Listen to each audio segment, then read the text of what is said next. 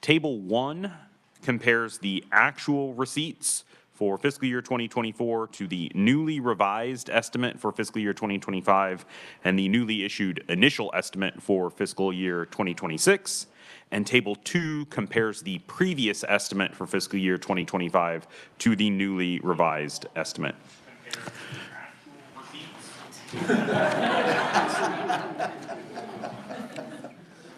Nothing more fun than hearing your own voice in real time. I'll primarily be presenting the revenue forecast, but will briefly comment on the economic forecast at the end. For fiscal year 2025, the revised estimate was reduced by $59.8 million or 0.6% to $9.73 billion. This represents a decline of $407.8 million or 4% relative to the final fiscal year 2024 receipts. The taxes-only portion of the estimate was reduced by $72.7 million or 0.7% and now represents a decline of $354 million or 3.5% relative to the fiscal year 2024 actual receipts. Tax policy changes account for more than 100% of that year-over-year decline. But for those tax policy changes, we would be anticipating to see growth in receipts. There are kind of 5 major tax policy pieces there. First of all, the food sales tax, fiscal year 2025, those rate reductions have continued, and so each of the 12 months is 2% lower than the prior year, and the last 6 months of the year will see 1% less of the total sales and use tax receipts being deposited into the state general fund. During the regular session, you all passed tax bills with combined SGF tax impacts of about $68 million. During the special session, the tax bill had an SGF tax impact of about $416 million. This is the first full fiscal year with the rate cut to the corporation income tax rate associated with the Apex project. And also during fiscal year 2025, we anticipate the first tranche of the Apex investment tax credits going out. So those are kind of the major tax policy pieces that are serving to reduce those receipts on a year-over-year basis. In terms of specific tax source estimate revisions for fiscal year 2025, we revised the individual income tax estimate up by $113.8 million or 2.7%. We revised the corporation income tax estimate down by $211 million or 13.5%. And sales and use taxes combined were revised upwards by $47.1 million or 1.4%. I do also want to note that non-tax receipts were revised upwards by $12.4 million or 17.9%. That's primarily being driven by agency earnings, which is primarily being driven by unclaimed property. For fiscal year 2026, the initial estimate was set at $9.845 billion, which represents an increase of $114.1 million or 1.2% over the newly revised fiscal year 2025 estimate. We are projecting growth of $200 million or 4.7% in individual income tax. Part of that large rate of growth, that high rate of growth, is attributable to the fact that the special session tax bill included retroactivity, meaning that the first year of it included more than a full year's impact, whereas the second year of it, fiscal year 2026, will only include the full year's impact. We are projecting growth of $10 million or 0.7% in corporation income tax receipts. That growth would be larger, but for the addition of the second tranche of Apex investment tax credits associated with the Panasonic project beginning in fiscal year 2026. There will be a third tranche of those that begins in fiscal year 2027, and at that point, the investment tax credit associated with that project is expected to level off for several years before the first tranche begins dropping off, and then the second, and then the third. Sales and use taxes are combined to grow by an estimated $5 million or 0.1%. However, once again, this growth rate would be higher but for tax policy impacts. This is fiscal year 2026 represents the first year in which the entirety of the food sales tax phase out and associated changes to the disposition of revenue percentages is fully phased in. And so there's 12 months of 0% food in fiscal year 2026 and 12 months of the state general fund only receiving 82% of those receipts in fiscal year 2026.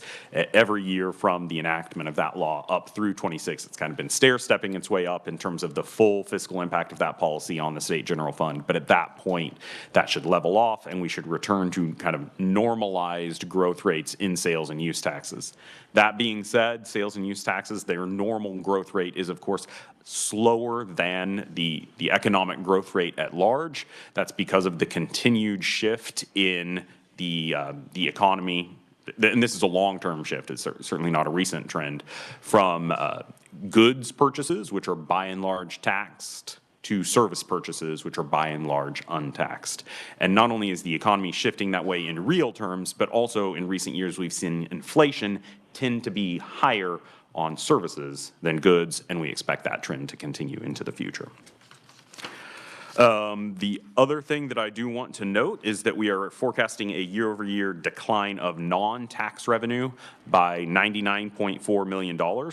This is largely attributable to reduced interest earnings, as both interest rates are forecasted to decline throughout the forecast period, and also the amount of available funds for investment is forecasted to decline throughout the forecast period as the state general fund balance is being spent downwards. And so that's kind of my conclusion of the receipts forecast. I can jump straight to the economic forecast or stand for questions at this point, whatever the committee would prefer. We'll go ahead and see if there's any questions right now. Committee, are any questions for Edward? All right. Okay. Well, actually, Edward? Sure. Chairman Billinger. Thank you, Mr. Chairman. Ed, my question is about the Apex. Mm-hmm. Now, how does this exactly work as far as these credits? So Panasonic has to make the expenditures that qualify for the investment tax credit under the bill, and then they provide indication of that on their tax return. They get it across a 3-year window, but then each year's is staggered out with 1/5 of it being claimable in each year. And so the first year's expenditures have been made by Panasonic and are going to be on their tax return that is in essence currently in process. I don't know if they've literally filed it yet. Obviously there would be taxpayer confidentiality that would prevent me from knowing that a specific company's exact filing date. Whatever their investment tax credit is for that return, they will get the first 20% of it this year, and then they will get 20% of it for each of the next 4 years. The second year's expenditures basically will start on this exact same time frame next year, and so next year they will get the first 20% of the second year's expenditures as a credit, but also the second 20% of the first year's expenditures. And then the third year, they will get the kind of the final tranche of that. At that point, the capital expenditures for the project should be complete. And so they will get the first 20% of that third year's, the second 20% of the second year's, and the third 20% of the first year's. That amount of credit will stay steady for 2 more years then before the first year's drops off, and then the second year's will drop off the following year, and then the third year's will drop off the year after that. I believe fiscal year 2031 is the last year that we anticipate having investment tax credit impacting the state general fund. At that point, beginning in fiscal year 2032, I believe is our expectation, we should have the general fund not being impacted by those credits any longer. So these are all credits, right? Yeah, these are tax credits. Okay, so if we're not getting anything today, which, you know, we haven't been getting anything because they're not producing, so explain the impact on the budget then, because if it's tax credits, it's going forward, but if we're getting 0 today and for the next till 2031 we continue to get 0 other than giving tax credits, I'm trying to figure out the impact of these tax credits. Well, the tax credits are refundable tax credits, and so even if Panasonic doesn't have a tax liability, they would receive a refund from the state. That's what I was trying to get at. So it's a refund. Yeah. And it's not just a credit then, it's a credit rebate. Okay, thank you. So extending on that, the original Apex bill also allowed for another company to receive the incentives that Panasonic had received, and Integra was approved by the State Finance Council. However, under the CHIPS Act that was passed by Congress, they did not be approved, and they are now resubmitting another application for the CHIPS Act, but it doesn't fall within the parameters of the Apex bill. So what, just for everybody to understand, what is the timeline in regards to Apex if another company would want to benefit from the parameters of Apex? At this point, Apex is closed. It's closed, okay. So they're absent further legislation, there won't be a second Apex project, and there won't be a second corporation rate reduction attributable to Apex. All right, and that's what I wanted to just have elaborated for the committee. Senator Pittman. Thank you, Mr. Chair. Two questions. I just reiterate, we are just now seeing the reduction in corporate taxes for all businesses, correct? That's what's been in the projections of 1%? So the 0.5% rate reduction that was attributable to the Panasonic project commencing construction, that began in tax year 2024. And so the first time that we really saw the impact of that was in the estimated tax payments that corporations made in April of 2024, so fiscal year 2024. So we saw a half year's impact of that essentially in fiscal year 2024. In fiscal year 2025, we're seeing a full year's fiscal impact of it. And that full year's, what is the full percent then? It's a 0.5%, but it's the full, all four estimated payments and their balance dues. Okay, that makes Whereas sense. in fiscal year 2024, there was no kind of balance due aspect of it at all, and it was only 2 of the 4 estimated payments. And that was for all corporations, correct? Yes. The second question was, can you just describe one more time the retroactivity, just to be very clear on the reduction that has on the budget and then what that means Sure. for our folks out there? Yeah, so the income tax bill that the legislature passed in the special session was, I believe all of the individual income tax provisions were retroactive to the beginning of tax year 2024. Typically with individual income tax bills, you see about 70% of the current tax year in the current fiscal year and also about 30% of the previous tax year. And so there's almost a 70-30 split, but it staggers forward forever on that same 70-30 split to where every year has 100%. In this scenario, though, with it being retroactive, you saw 100% of 2024 in fiscal year 2025, and also the first 30% of calendar year 2025. So there's kind of a 1.3 times impact of that fiscal impact in the first year, but then every year after that, it's a one-time. It's a 100%, not a 130%. Speaker Hawkins. Thank you, Chairman. Let's go back to the tax credit on Apex. Are you estimating that tax credit would basically reduce their tax liability to zero, or will they still be paying tax? So we actually aren't able to be informed of a specific taxpayer's circumstance, and so we don't actually know that. But for purposes of the state general fund, it actually doesn't matter, because since it's a refundable tax credit, if they had a tax liability up to their tax credit amount, their tax liability would be reduced by that amount. If they had no tax liability, they would get a refund from the state for the entire amount of the tax credit. And if they had a tax liability less than the full amount, they would get a refund from the state for the difference, in addition to their liability being zeroed out. And so it's really kind of immaterial for our group's purposes. Thank you. Any further questions for Edward? All right, seeing none? Okay, Now I you may do proceed. just want to wrap up with a really relatively brief comments on the economic forecast. The forecast revisions for the economy did include modest reductions kind of across the board as it relates to economic variables. Both inflation and real gross state product for Kansas are now forecast to be lower than they were expected to be at the time of our spring estimates. That's actually the primary reason why we revised downwards our fiscal year 2025 estimates relative to the previous expectations. Inflation expectations were reduced by an average of 0.3% across the 3 relevant years. We do our economic forecast on a calendar year basis, so calendar year 2024, 2025, and 2026 are all relevant for the forecast period. Those were reduced by an average of 3%, and real growth expectations were reduced by an average of 0.1% across the 3 relevant Kansas years. Accordingly, nominal Kansas GDP, which is kind of the most important economic indicator as it relates to receipts, has been revised downwards from 5.4% to 4.7% in calendar year 2024, from 4.7% to 4.4% in calendar year 2025, and from 4.4% to 4.2% in calendar year 2026. And that's all I had for the economic forecast. I would happily stand for questions on it. All right, thank you, Edward. Are there any questions? Representative Howell. Thank you, Mr. Chairman. Do you have any information about the population estimates? I know they come out periodically. I don't know if it's twice a year or once a year.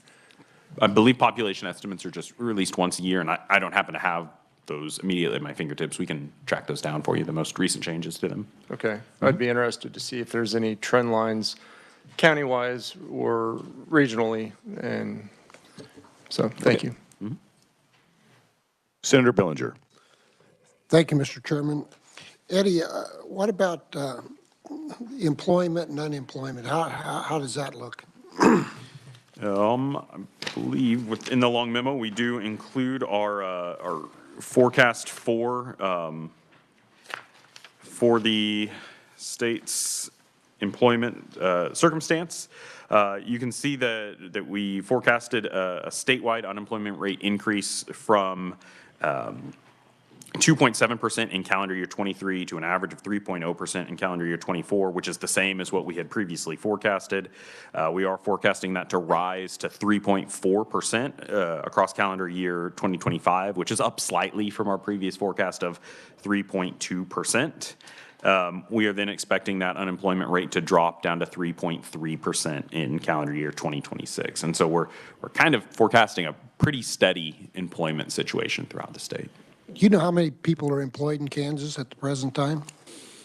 Off the top of my head, I do not. I can grab that number for you when I sit down, what that would be. That'd be great. Thank you. Mm-hmm. Any further questions for Edward? All right, seeing none. Now, I know it's not on your agenda, but we're going to have Dylan Deere with the Kansas Legislative Research Department brief the committee. Dylan.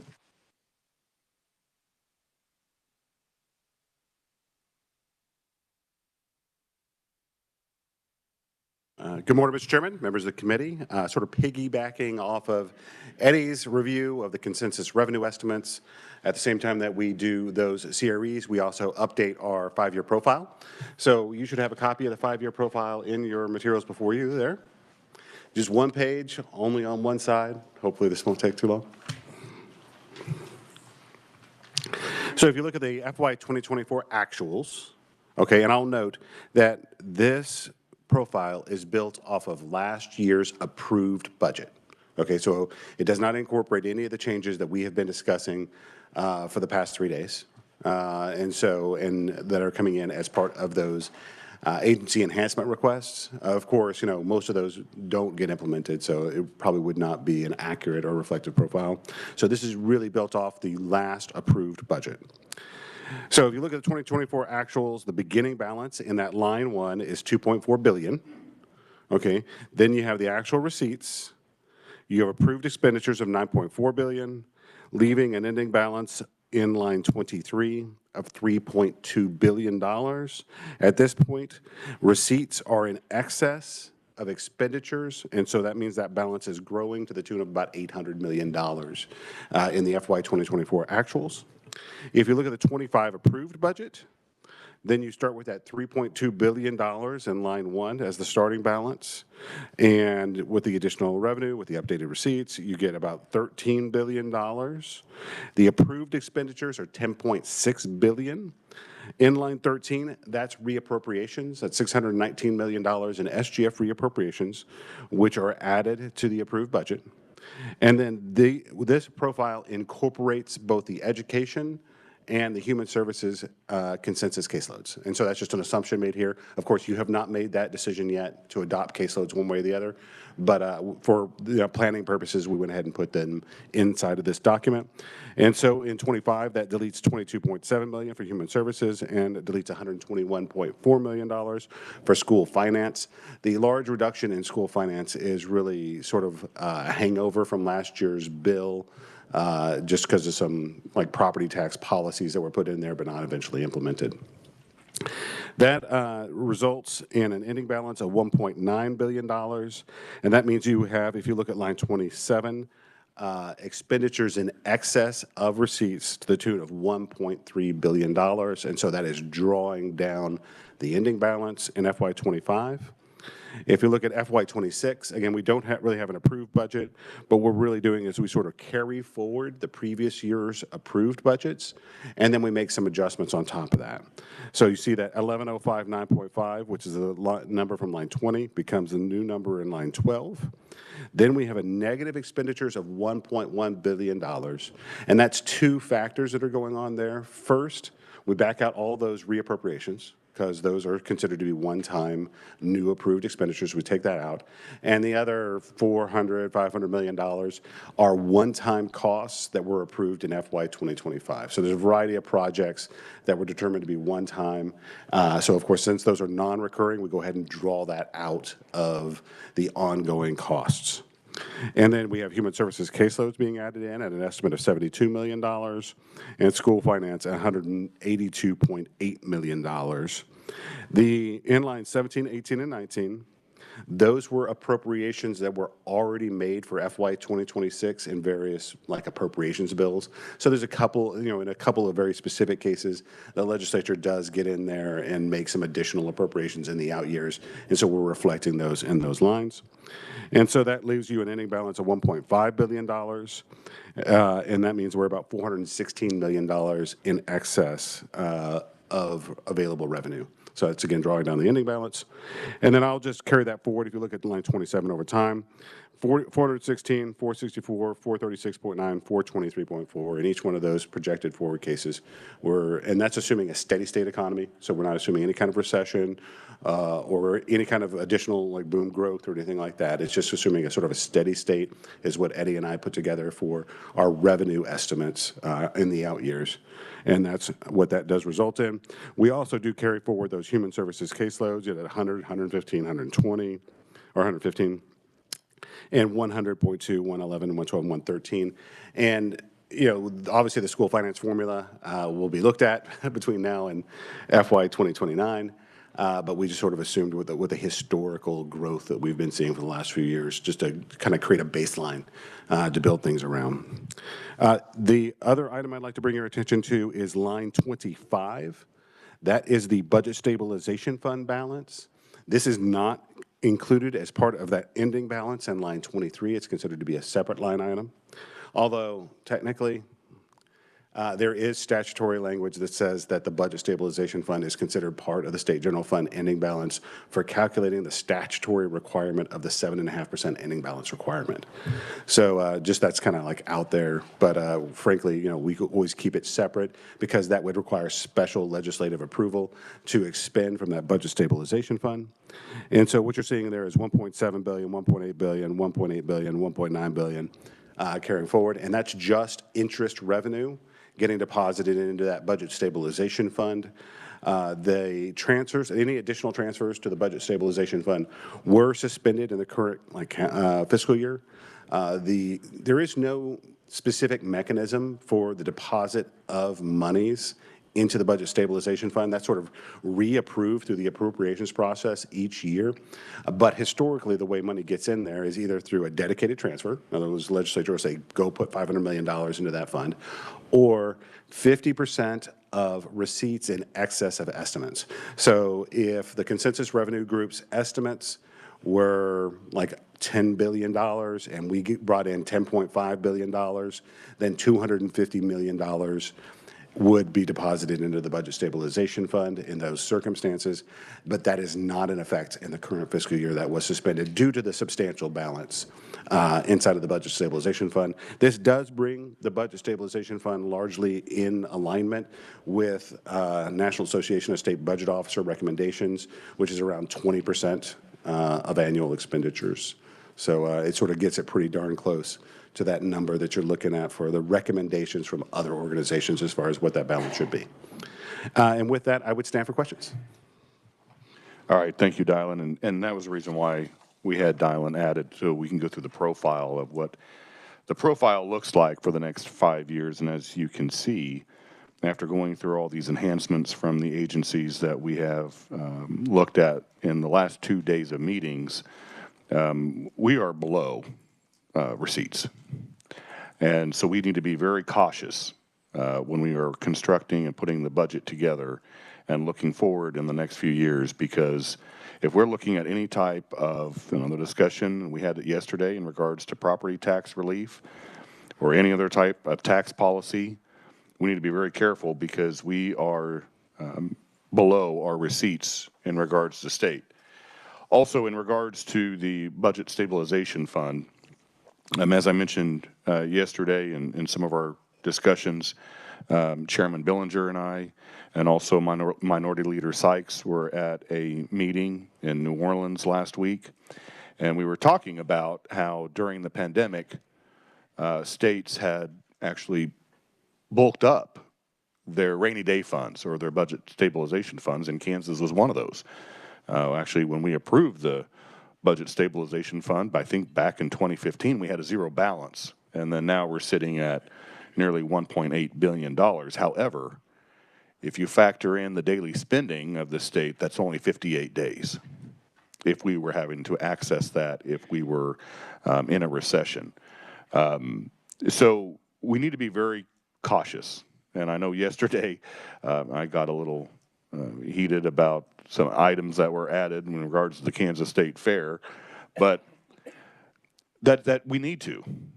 We need to be very analytical about what these enhancements are, and we also need to get away from the last few years of basically a wish list that everybody was bringing forward, because we need to be very cautious of how we proceed in regards to crafting and creating the budget for the state of Kansas, given the information that is shared with us in this profile.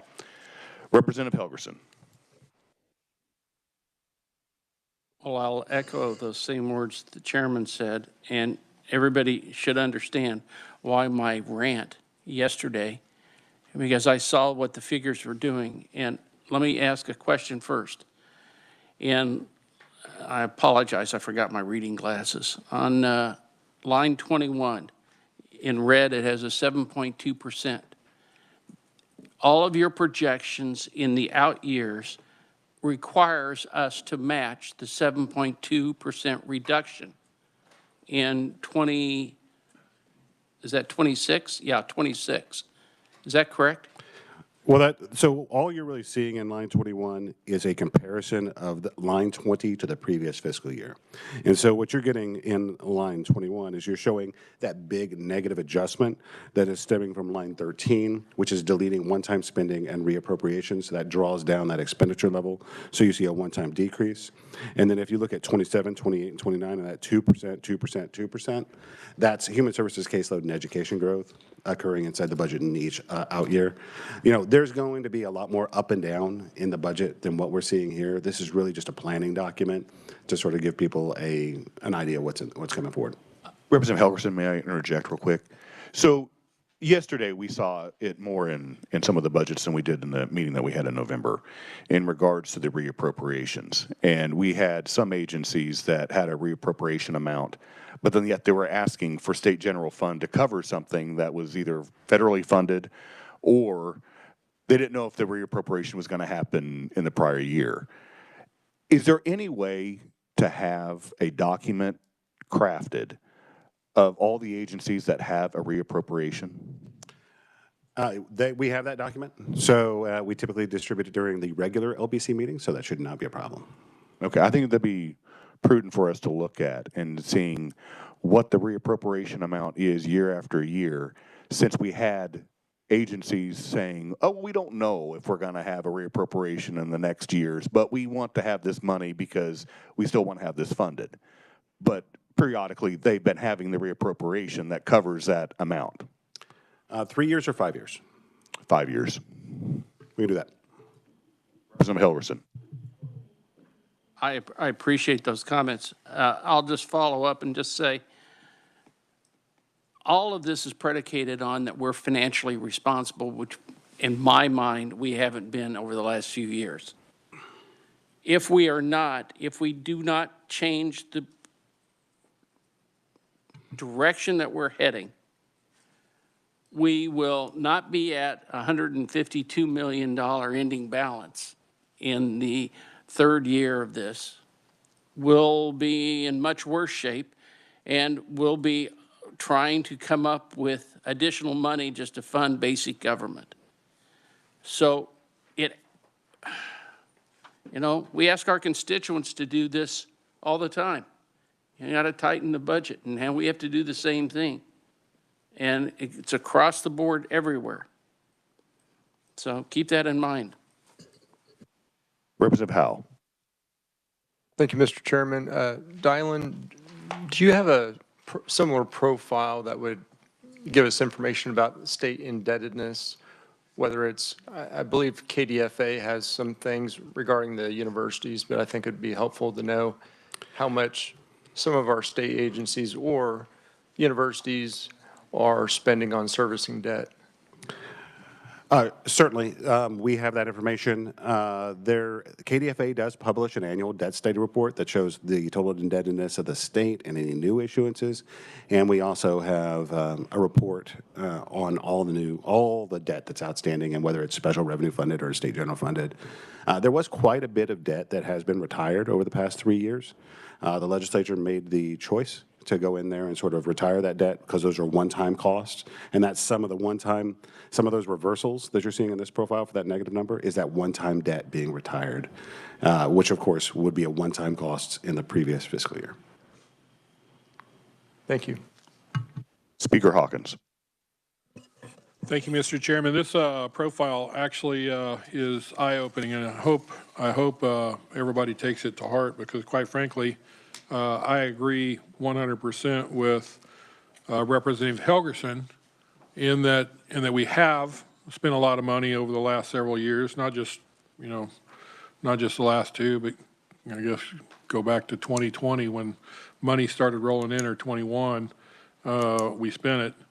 I always knew that there was going to come a time when things had to correct. Whenever you get all that money in from the federal government, it's easy to spend. When you got money, it's easy to spend. And everybody wants us to spend it. All the budget chairs get to experience that every single year when they have a steady stream of folks coming in wanting extra money.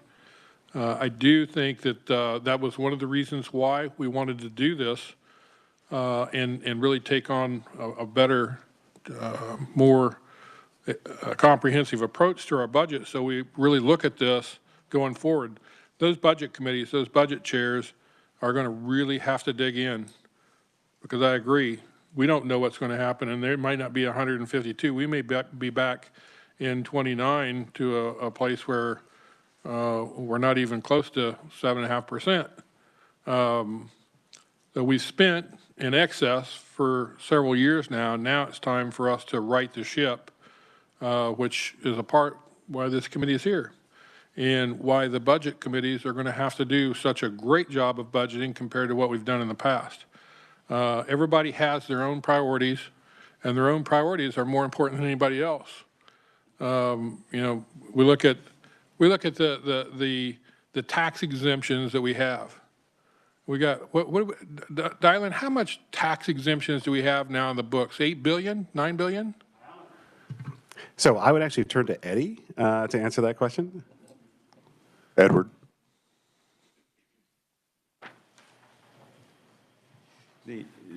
The sales tax exemption amount exceeds, I believe, both 8 and 9 billion, but a lot of that is almost the definition of a retail sale, and it's just ensuring that ingredient and component parts don't get captured so that the sales tax doesn't turn into kind of a value-added tax.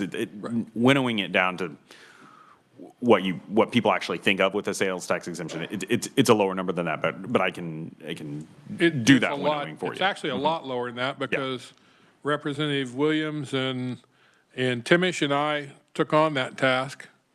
What year was that? 20, yeah, it was quite a while ago, and we got our hind ends handed to us for doing that. We did pass some out of the House. I think we ended up getting about 130 million in tax exemptions repealed and out of the House. The Senate never took it up. I don't blame them because the thrashing we got, they didn't want to take that thrashing. But we make those priorities, and every single year there are more tax exemptions that are brought in. It hasn't been that long ago that we had 2 or 3 make it across the House. I'm not sure that they made it through the full budget, but we always look at these things as, hey, we're helping out our constituents, or we can rationalize it however we want. I think that's the thing I love about Representative Helgerson is he takes the emotion out of it and just says, guys, guys and gals, this is what we're looking at, and we've got to do something. I don't know, I've been here 12 years, and ever since he's been here, he's been saying it, and nobody listens. Quite frankly, it's time we listen, and it's time that we really dive into this budget and start getting a realization that some things are just not what government needs to be, not what they need to do, and we need to really work on that and make sure that we do a good job, or 2 years after I'm gone, we're going to be in bad shape, and we don't want that. We need to be in good shape. So I think I appreciate Dylan bringing this so it can really wake us up and show us exactly what we got to do. So thank you. Representative Williams.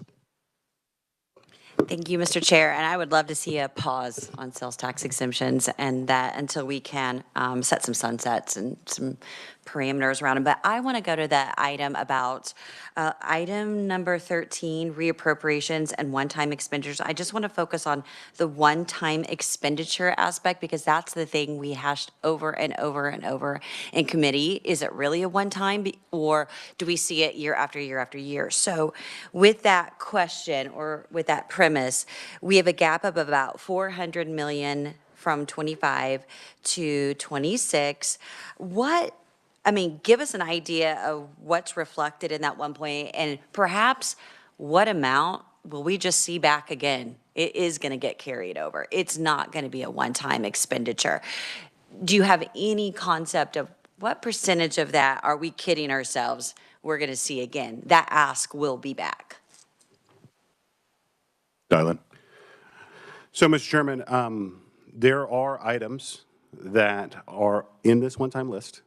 Some of them are in the Board of Regents, some of them are in Human Services, that were identified as one time, and I know that you will receive as part of, you are receiving as part of these agency requests that are coming before you.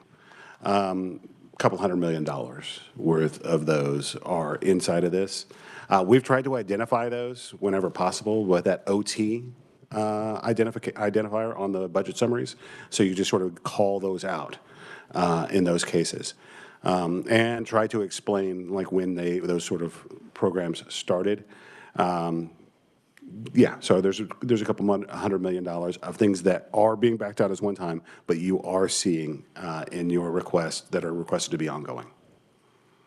Representative Williams. Okay, thank you. I appreciate that. So then we would all need to adjust those numbers to see how we're going to have to make up that loss. And then the second thing is, can you give us a reminder of some of the biggest one-time expenditures that we had in the last session? Dylan. Yeah, I mean, debt retirement was, some of the really big ones. Transfers, there was some one-time transfers that were made for water and stuff like that that were made. There were investments in Board of Regents and some like regional stabilization funds that were tracked as one-time expenditures. I have a full list. You want me to give you the top 20 or so? Just give you a kind of idea of what we're looking at? Well, what I've done in the past is I've always had a challenge with my vice chairs. So in your new role, we'll have that be with one-time spending, and then you can focus on that. Representative Carpenter. Thank you, Mr. Chair, and I agree with the speaker, and I also agree with Henry, but I also agree that we do have some things that we have to invest money in the long term, or it's going to cost us a lot more money in the future. And one of those being nursing homes. We have got to keep those folks. I don't like it. I hate it. We've done all kinds of things to try to avoid it, but our nursing homes are in dire straits out there. We lost another one in Emporia this last week, closed. And I consider those, yes, it's money spent, but it's money spent to offset money that we will be spending in the future to take care of these folks. And I know, and it's a balance, and we could just say no money and do that, and we would be like Representative Helgerson, we could have a zero budget. But at some point in time, that's going to come home to roost, and we're going to be paying a lot more, because when these nursing homes close, they're never going to open again. And the baby boomers are becoming now 80 years old, and we have more and more folks are served on Medicaid in our nursing homes, and so there's that part of it too, that we just cannot take a blind eye to and say, no, we're not going to do any of this kind of stuff because it's not prudent to spend that money this year. But in the future, we will spend 10 times that much money trying to take care of these folks if we let these nursing homes close. So I'll just say that. Senator Peck. Mr. Chairman, appreciate what the speaker said, and Representative Helgerson. I've been saying those things since 2005. So no one listens to me either, Representative Helgerson. But I do have a question, Mr. Chairman, and we've sort of danced around it, hit it, but I'm struggling when I look at the profile, the difference between the expenditures, approved actual 24, 9.4 billion, 25, 10.6 billion, an increase of 1.2 billion. And I was under the impression a lot of that was one time. And then I see underneath of that one-time expenditure. So I'm trying to figure out, Mr. Deere, do we know how much of the increase was one-time expenditures versus we just spent like drunken sailors for a year on that 1.2 billion increase? Mr. Chairman?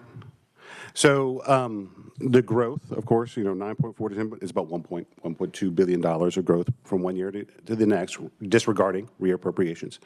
I have the list of everything that was identified as a one-time expenditure. We negotiated with the Division of Budget. We have a good relationship with the Division of Budget and had a conversation about all those expenditures to try to determine what would be considered to be a one-time cost. I appreciate that relationship. So we have that list. And there's $600 million of items inside that list that are considered to be one-time costs. So that kind of gives you somewhat of an idea. There's two primary categories of really substantial growth. It's those going from FY24 to FY25, and that's those one-time costs and human services. There was some pretty substantial investments.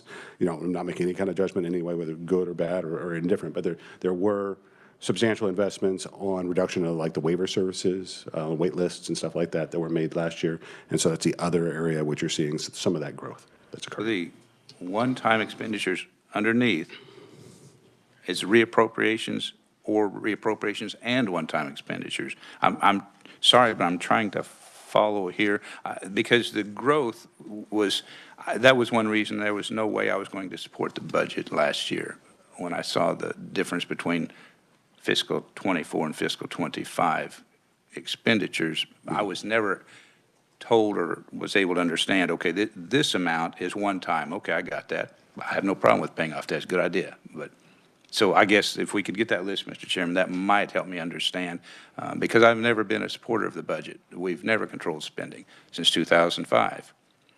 And that goes back way before some of you were born. Well, maybe not you, Mr. Deere. Thank you, I appreciate it.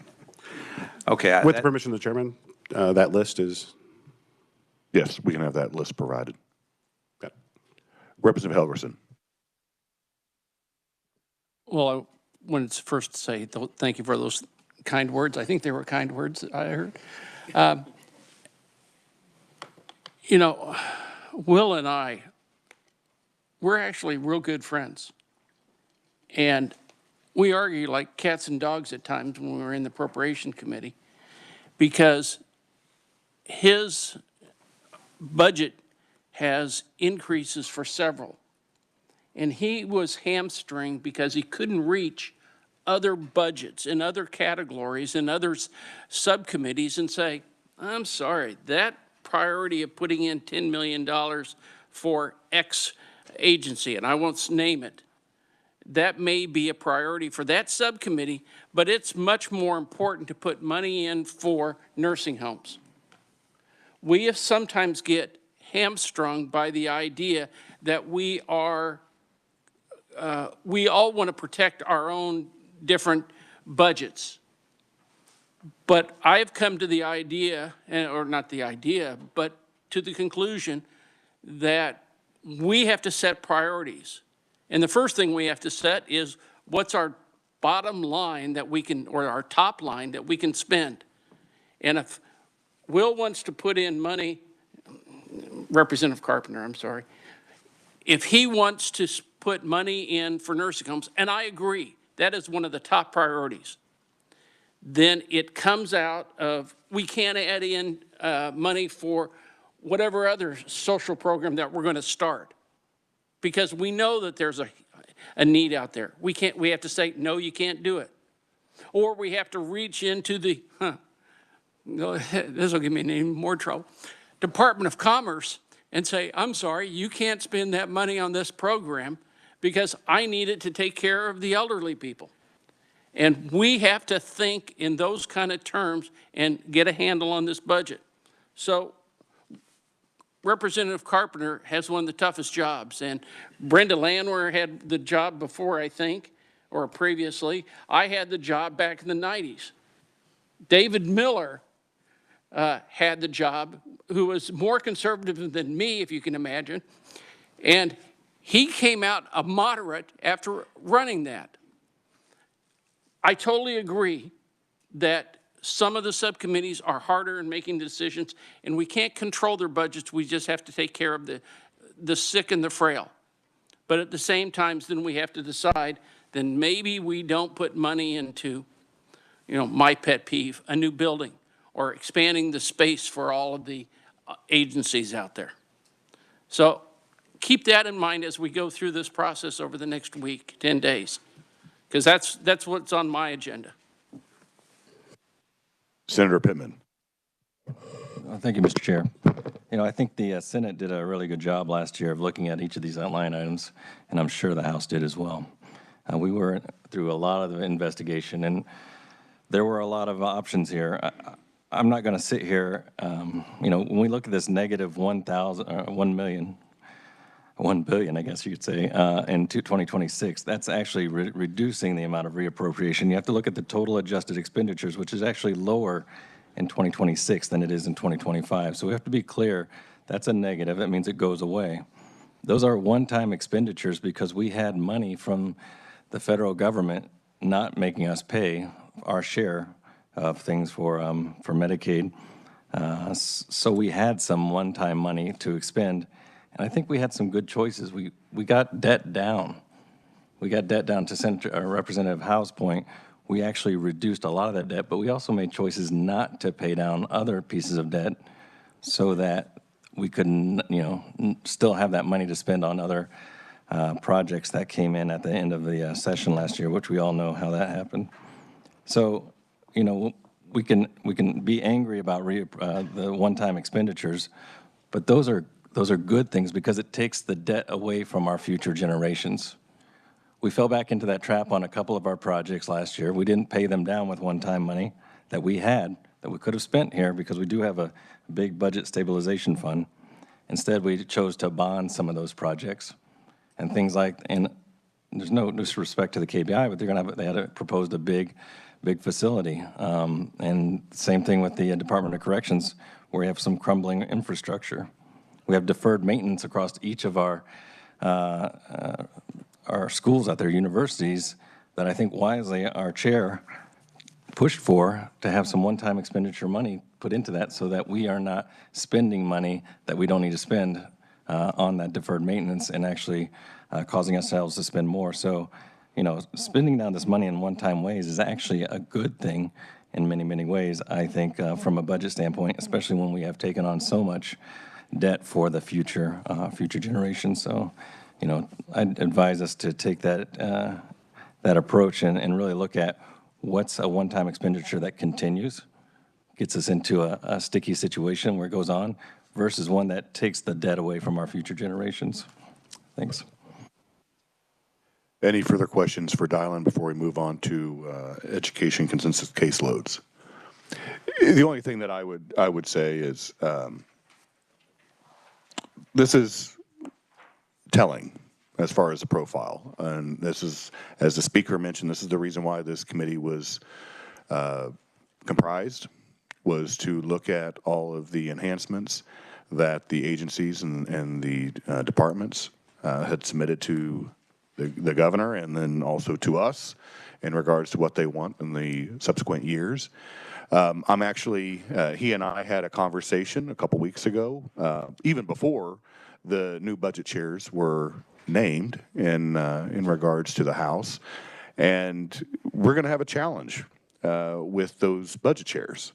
We have 4 new budget chairs on the House side out of the 6. And they're going to have to do a lot of work and diligence in regards to what exactly is going to be asked by the agencies and departments. I mentioned yesterday, Chairman Billinger and I sat in on most of the appeal process with the Division of Budget. And there was $1.1 billion of appeals. And I've been toying with the idea of maybe a next week's meeting having some type of an amendment or motion in regards to whatever was on that appeal process. And actually, I had to have a conversation with Dylan and Jill yesterday because there's some question of whether or not the items that Chairman Billinger and I received in regards to the appeals, whether that's a closed meeting, open meeting. So we're still trying to, no, Jill concludes that it was an open meeting, so it's actually a document. We never signed an NDA with the Division of Budget or the governor's office, so my opinion is it's open. But we're going to get clarification on that and then move forward with some type of motion that says any item that was in the appeals is not going to be in the legislative budget. Whether the governor decides to put it back into hers or not, we are not going to have it included in our budget. But I would also like to know, do we have a document that has a number of all the enhancements that have been asked by the agencies and departments, not just the ones that were appealed a couple weeks ago? Mr. Chairman, we're tracking both supplementals and enhancements in our database at this point. Okay, So 'cause I- everything that's identified on these budget summaries as supplemental or enhancement is in a database, and we can print that report for you. Okay, yeah, I'd like to have that before next week's meeting on Wednesday. All right, we'll go ahead and move on to the education consensus caseloads. And so Jennifer Light with the Kansas Legislative Research Department, the floor is yours.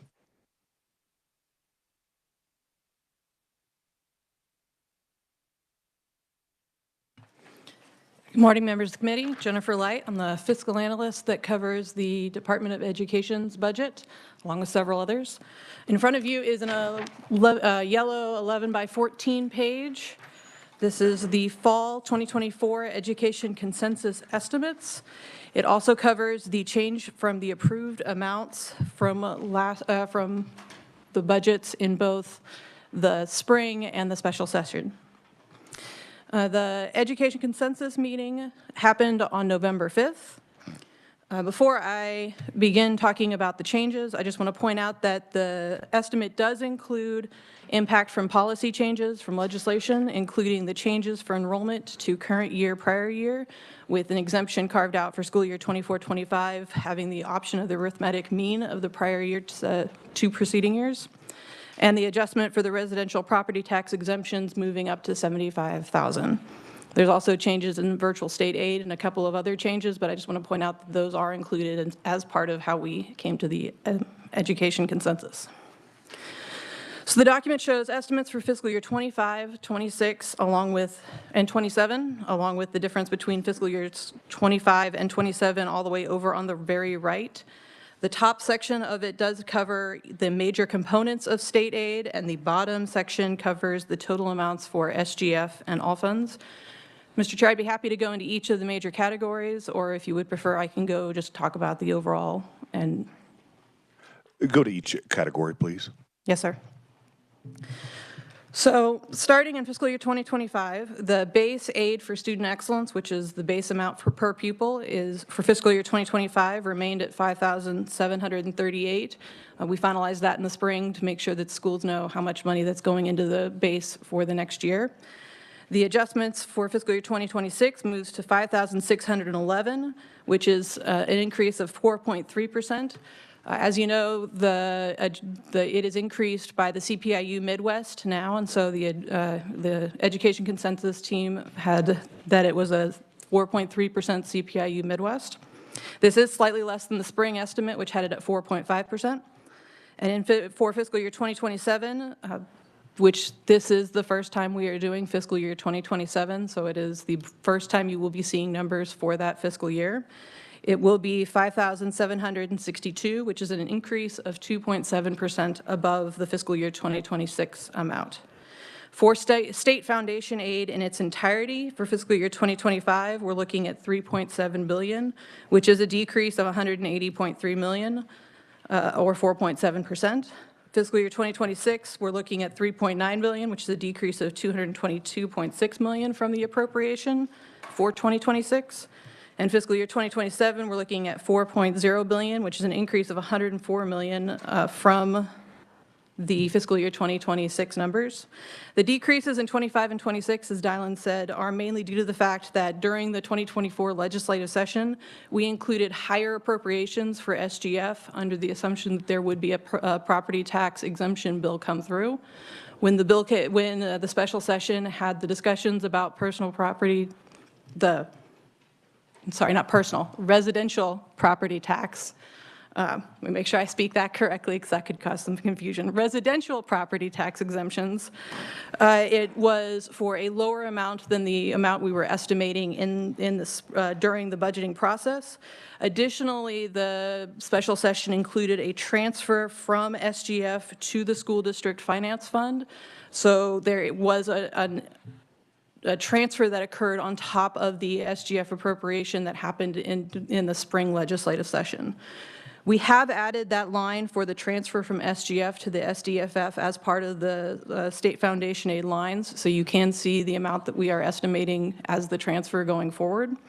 But that is the reason we have the significant decreases for state foundation aid in fiscal years 25 and 26.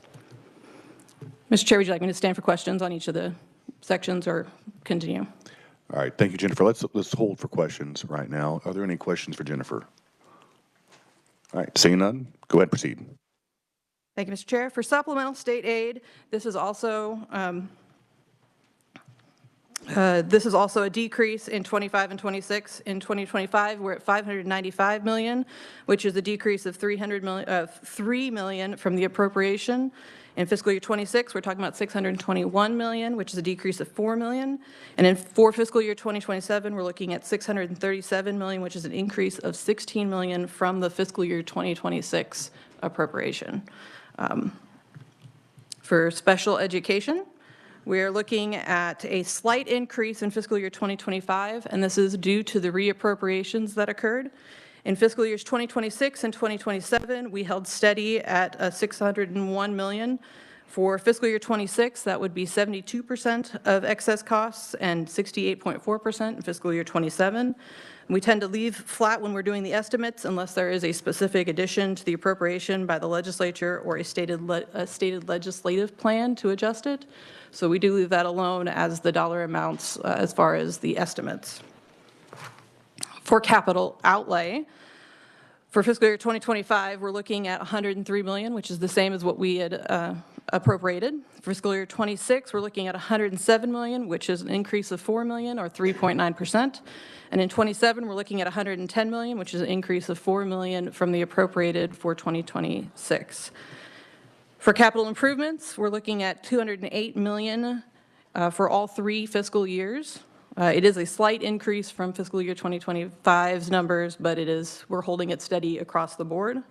And then for CAPERS, we have 2 sections, the CAPERS USDs, which is for the employees within the school districts. Then in fiscal year 25, we're looking at $509.1 million. Fiscal year 26, we're looking at $527.6 million. Fiscal year 27, we're looking at $528 million. And for CAPERS non-USDs, which includes interlocals, co-ops, community colleges, technical colleges, and the Kansas High School Athletics Association, we're looking at, for fiscal year 25, $72.3 million, fiscal year 26, $75.3 million, and fiscal year 27, $74.6 million. I'd be happy to stand for questions on any of the sections, Mr. Chair. Well, I do have a question. So I mentioned this yesterday that Chairman Billinger and I attended a budget meeting. Also, Minority Leader Sykes was there. And this is in regards to federal mandates that is passed by Congress. And in the conversation that we're having in one of our meeting topics was that if Congress passes a federal mandate and they don't fulfill it, and I'm pointing towards special education because that's been a topic that we've been discussing for the last couple of years. There's actually a way, because we had an individual from the Congressional Budget Office there, that if they pass a federal mandate but they don't own up to it, the states can actually appeal. And I'm wondering, because how far out are we paying for the addition in special education aside from the federal government not paying for any of it? Mr. Chair, I think I need you to rephrase that question slightly for me. Okay, so last year we had an additional amount, 75 million, 82 million, going into special education. How many years are we doing that in the subsequent years? So, Mr. Chair, there was an increase last year in special education, which included $2.5 million of ARPA funds, which were not part of what would be considered the maintenance of effort amount. So that $2.5 million is included in the fiscal year 2025 amount as a part of the state aid, but is not considered part of it moving forward for a maintenance of effort amount. The maintenance of effort amount would be for us to maintain the special education federal funding. For them to decide to give us federal funding, it would need to stay at the 601.0 million for us to maintain getting to get any federal dollars. We do get federal dollars for special education currently, I believe. But it's not the amount that... It is not the full amount that the federal government had said. Well, and that's what was kind of enlightening when Chairman Billinger and I were at that meeting, was that if Congress or the federal government is not owning up to the amount that was actually passed, the states can appeal. Now, what happens with that appeal, who knows? And we were just talking just a few minutes ago of, has any state tried to appeal with the federal government on a federal mandate? And maybe, if not, Kansas may be the first. Because actually, yesterday we had a conversation about some things that were funded by USDA. And now all of a sudden, they're not doing it, and they were asking for state general fund dollars to keep continuing that. Now, whether that was a federal mandate or not, or if it's something that was funded by the federal government, we need to have an analysis done on federal funding and how that impacts what programs we look forward in the future. Representative Williams.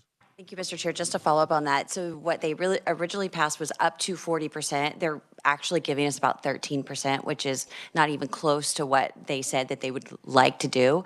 And so we get about $115 million a year, or give or take, from the feds. It should be that plus 300 million. So we are fully funding special education right now through local option budget. We just don't get to count all of that. There's about additional 200 plus million that we give special education that we just get zero credit for, and we don't get the federal money. So yes, I agree. That would be great to appeal. Representative Howell. Thank you, Mr. Chairman. Jennifer, I believe there's some things in Kansas that's above and beyond the federal mandate for special education. Do you know how much money we spend on those items? I think that'd be like gifted education. There might be 2 other items, but I can't remember what those are.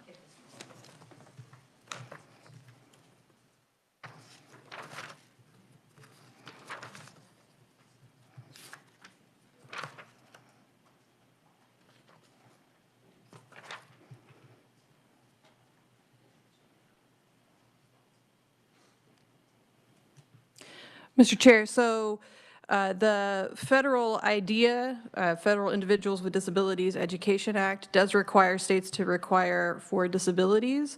There are special education students within the state that we do provide funding for. I don't have the number of students for that, and I don't have here in front of me whether or not that is considered above and beyond what the federal requirement for match is. I'd be happy to look into that for you. Representative Williams. Mr. Chair, just a quick question. I think this will be something that you could maybe provide back to the chairman and for us. When we passed that $82 million of additional funding for special education, we directed the state school board to provide that to individual districts based on the premise that some districts are receiving a greater excess cost and some are receiving less. Some are at over 150% excess costs, some are at 60%. So would you be able to provide to the chairman that list of districts and how they received increases in special education across the 286 districts and what that final decision from the State Board of Education was for that distribution above and beyond the previous year? So, Mr. Chair, she is correct that during the education, the House Sub for 387, which was the education budget and policy bill, there was a discussion about distribution of state aid. The way that it had worked previously is that all of it went out in 4 specific sections, and we were putting out $528 million for that. So when the legislature increased to the $601 million, there was a statement, or there was a part of the bill that does say that anything above that 528 will be distributed differently than that under a new equalization schedule created by the State Board of Education. I know that they had published something at the end of the school year. I don't have that with me, but I'd be happy to get that for you. Yeah, I think it would be good to have that information. Any other questions for Jennifer? Representative Carlin. Thank you. I know that some districts are spending local option budget money for special ed, but is that okay? I mean, isn't that supposed to be for enhancements outside of the regular curriculum, et cetera? And the people vote on that for specific needs, I guess. So is that the reason that they can use it for special ed? I don't know. Jennifer. Mr. Chair, also part of Senate Bill 387 last year, one of the requirements was that, before 387, local option budgets were required, or the school districts were required to transfer funds from the local option budget to several specific funds, including their at-risk and bilingual fund. Last year, the legislature included in 387 that special education money would also go towards that. So the money that schools are getting from supplemental state aid, the amount that is transferred to the special education specific fund within each school district. It should be proportional to the amount of the district's total foundation aid attributable to the special education weighting. So there is money that is being moved directly from what was the general fund for every school district to the special education fund for each school district starting this year. Thank you, Mr. Chair. Thank you, Jennifer. Any further questions for Jennifer? All right, seeing none, and I would say you just stay at the podium because you got the Kansas State Department of Education next. I'm actually, this is something that Dylan mentioned when he was at the podium, and yesterday we had the human services caseloads, and then we have today the education consensus caseload update, and these are items that are automatic, I would say for the most part. There are not many changes that can be made to the human services caseload specifically, and then also with the education caseload. So I would make a motion that we have those two caseloads included in the budget because we would have to have those included eventually. So that's my motion, seconded by Representative Billinger. Is there any discussion? All right, seeing none, I close on my motion. All those in favor say aye. Aye. Opposed? All right, motion passes. Now, Jennifer, you can go on to the Kansas State Department of Education. Thank you, Mr. Chair. In front of everybody should be a packet that starts with the Kansas Department of Education. The first page, or I want to start before we get started, Dr. Frank Harwood, the Deputy Commissioner of Fiscal Affairs and Services, is here today along with several other people from KSDE, if there is something that you would like to bring them forward for. Page 1 of the document is the standard front table that we have been presenting over. If you start on page 2, that's the beginning of fiscal year 2025. In figure 3, you can see that the revised fiscal year 2025 agency request is $6.6 billion, including $4.8 billion SGF. This is a decrease in all funds of $17.1 million, or 0.3%. The bottom of the page, you can see that there is an SGF reappropriation. The agency shifted $21.6 million in unspent SGF money from fiscal year 24 into fiscal year 2025. This includes $9.8 million SGF for state foundation aid, $9.7 million for supplemental state aid, $2.1 million for the school district juvenile detention facilities and Flint Hill Job Corps Center grants, and then just under $24,000 SGF in special education state aid. The agency plans to use these reappropriated funds for the same purposes as they were originally designated for in fiscal year 2024. Other reappropriations, the agency carried over $2.5 million in CIF funds and key funds from fiscal year 24 into 25. This includes money for the Early Childhood Block Grant, Early Childhood Infrastructure, Imagination Library, Parents as Teachers, Pre-K Pilot, and the Children's Cabinet Administration. There are no supplemental requests in fiscal year 2025. Item number 4 starts the other changes. The agency's revised request includes an adjustment to return to the spring 2024 education consensus numbers in 25, which was a decrease of $19.5 million, including an SGF decrease of $112.9 million. This was because of those discussions about the policy changes for the tax property and everything. Just they were trying to get back to make it easier for education consensus discussions as we were preparing for that. Item number 5, the agency revised request includes an increase of just over $692,000, including $29 SGF for salaries and wages, and an increase of a net increase of 3 FTE positions in fiscal year 25. This is due to them adding 8 positions and eliminating 5. I have listed out the positions. The new positions include 4 FTE positions in information technology, mostly due to a new federal statewide longitudinal data systems grant received by the agency, 2 positions in the child nutrition and wellness program, 1 position in the administration program for the teacher licensure program, and 1 in special education services for a new coordinator position. And the eliminated positions include 2 positions in the career and technical education program, 1 in administration program for a position in accreditation and design, 1 position in IT, and 1 position in the children's cabinet that was a grant manager. And the agency indicates that these new FTE positions are primarily funded by non-SGF money, including federal grants and the agency's teacher licensure fee fund. Top of page 4 has a language-only request from the agency. So the agency, we have changed how we do capital improvements, and we had a capital improvements fund that was a special revenue fund, and now it is done through a transfer, a demand transfer.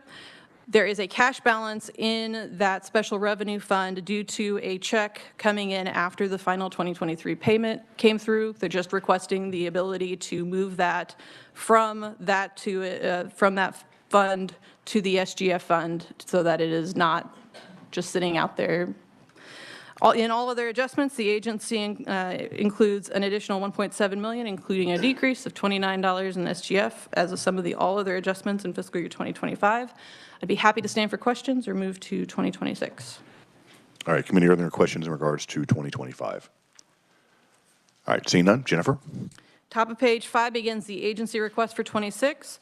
The agency request includes $6.8 billion, including $5.1 billion SGF, which is an increase in all funds of $236.7 million from the approved in 25, or 3.6%.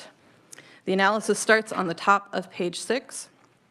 There are 9 enhancement requests for fiscal year 2026. Item number 1 is an enhancement request of $87.6 million SGF for special education state aid. It would be the first of a 3-year plan to get to the 92% in excess costs. The table for getting to the 92 excess costs is included there. If the legislature appropriated the requested funding in each fiscal year, the percent of excess costs would equal 80.9% for fiscal year 26, 86.8% in 27, and 92% for fiscal year 28. And it also assumes that special education excess cost growth would be about 5% every year. Item number 2 is an enhancement for $10 million SGF to the Safe and Secure Schools Grant Program for fiscal year 2026, which would bring the total for that program to $15 million SGF. The legislature has appropriated $5 million per year in fiscal year 24 and 25. All this would do, it would be, the $15 million would have covered the entire request that was asked for in fiscal year 2024. So, in 24, the agency had 193 school districts that requested money, and they do it prorated out to every school district, so every school district that requests money can receive money. The $15 million would have covered what the entire request would have been in fiscal year 24. Item number 3 is an additional $4.5 million for professional development program for fiscal year 2026, which would bring the appropriation to $6.25 million for fiscal year 26 and would fully fund that program. The program received appropriations of $1.8 million SGF each year from fiscal year 23 through 25. Item number 4 is the mentor-teacher program.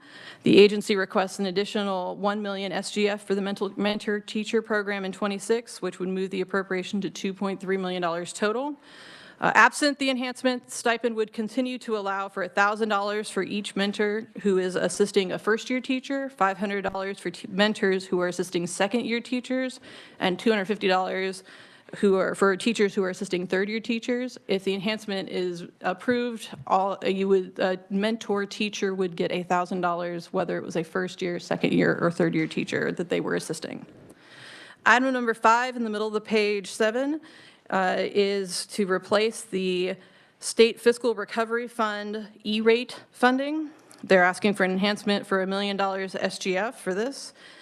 The funding currently provides the 10% state match for the E-rate program.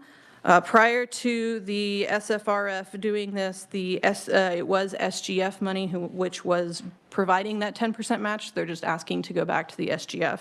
And the agency does indicate that any unused SGF funds would be lapsed each year. The E-rate program provides discounts on high-speed internet access and telecommunications in eligible schools and libraries nationwide, and priority is given to schools and libraries in low-income and rural areas. Item number 6 is a request to implement House 2024's House sub for Senate Bill 387. They're requesting $626,500 SGF and 6 FTE positions to help implement the provisions provided through the Education Mega Bill last year. The agency has indicated that without these positions, KSDE will not be able to effectively implement the legislation from the Senate Bill 387. Top of page 8 does show what the positions are. It is 2 application developers, 2 auditors, a coordinator, and an education program consultant. And this is mostly for the longitudinal at-risk program requirements from 387. The enhancement request does include $531,000 SGF for salaries and wages, $65,000 for furniture and equipment, and $25,000 for contractual services. Item number 7 is a request for just under $518,000 to fully fund the Career and Technical Education Transportation Program for fiscal year 26. It would increase the total funding to $2 million SGF in fiscal year 26, and it's how it reimburses school districts for a portion of the cost to transport 11th and 12th grade students to post-secondary vocational programs. Item number 8 on the middle of the page. The agency is requesting $170,000 SGF to increase the compensation of the members of the State Kansas Board of Education for 2026. Since the 1970s, the state board members' salaries have been tied to the state legislative salaries in KSA 72251. In 2023, the passage of Senate Bill 2029 salaries were increased for statewide elected officials, except for the State Board of Education and the legislators. And the legislators are, based on last year's vote, are also going to be receiving it. And so the agency is just requesting to also increase their own salary compensation the same as they have from the 1970s on. They're looking at 2 different ways of implementing the pay increase, but either which way it comes out to $170,000 SGF increase for fiscal year 26. Item number 9 is a different E-rate enhancement request. This is an enhancement request for just under $96,000 SGF to replace a transfer from the Kansas Board of Regents to the E-rate system. Since 2014, the legislature has authorized a transfer from K-Board to the KSDE to help fund the agency's work with school districts that participate in the E-rate program. And according to the agency, the Kansas Board of Regents has requested that no additional transfers be made out of the fund. Therefore, they're requesting that the expenditures be moved from the special revenue fund to the agency's operations fund. So it's an increase in SGF expenditures, but a decrease in special revenue fund expenditures of the same amount. So increase in SGF, but not an overall increase in the budget. Page 9 for item 10 starts the other adjustments.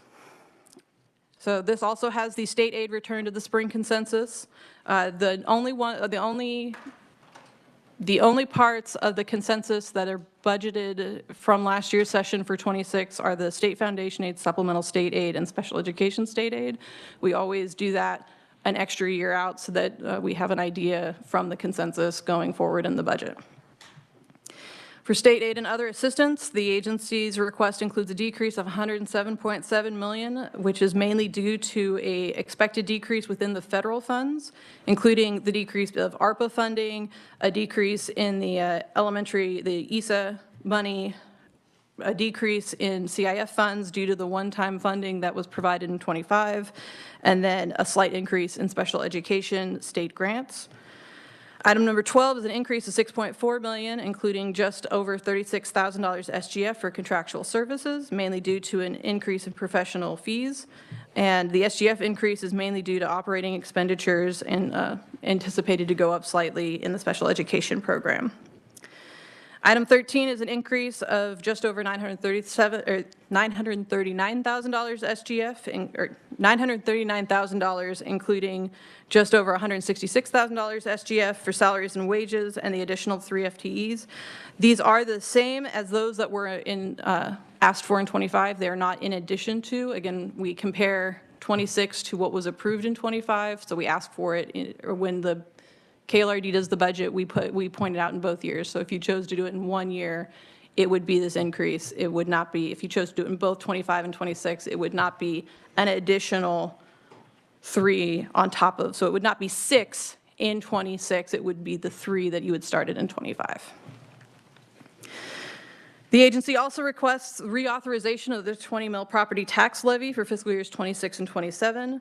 KSA 725142 establishes the statewide property tax for K-12 education. It can only be authorized for 2 years, and it was last reauthorized in the 2023 session. So they're just asking for the reauthorization of the 20 mills for the school finance fund. Top of page 10 has the additional legislative requests, which is basically standard additional language that we've included in the last several years' worth of bills, including transferring funds between the agency's SGF accounts, distributing state aid from the state safety fund whenever the funds are available, and then distributing donations of income tax refunds made by taxpayers to all school districts. Item 16 is all other adjustments, which includes an increase of $35,000 all funding and a decrease of just over $96,000 SGF for all their adjustments.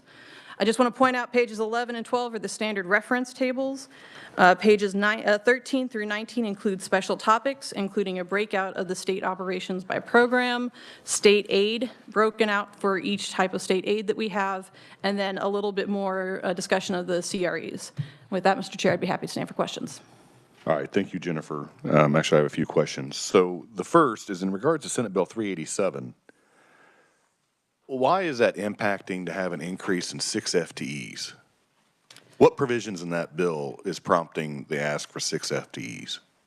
I know we have the description of the ones they're wanting, but what language in the bill is making it where they need to have 6 more full-time employees? So there were fiscal notes that were included with the different bills that were brought into Senate Bill 387, specifically with the longitudinal discussion about at-risk program. So the legislature approved a pilot program for an at-risk program for cohorts that it will need to be tracked over the next several years. And so the agency is requesting additional positions for that. The agency has also indicated that over the last several years, there have been several increases in reporting requirements to the state legislature as well as to the federal government. And there's an increase in accountability work, but they have not asked for additional funding for any of that. And so between what was done in Senate Bill 387 as far as the different policy requests, and especially with the at-risk program, as well as the fact that they have been absorbing for these other parts of the legislative required reports, they're indicating that they would like to get these FTEs. Do they have any vacancies?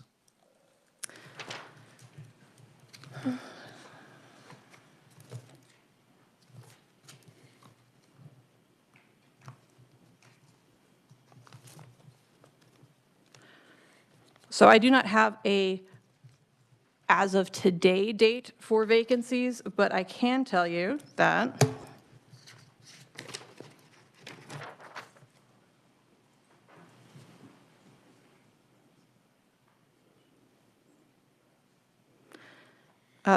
as of, I believe, September 1st, when they submitted their budget, it looks like they had 19 positions vacant available at that point. But I do not know how many of those they have filled since then. All right, thank you. Next question is in regards to the safe and secure schools. They're asking for an additional $10 million SGF to make that a total of $15 million. Indication as to why? I mean, I know we have more applications what the money is available for, but also it's a competitive grant. So I'm just wondering why the increase of $10 million. Yes, I will also mention at this point that the agency did provide testimony, which does have a little bit of their own explanations for, in their own words for why they're requesting these things.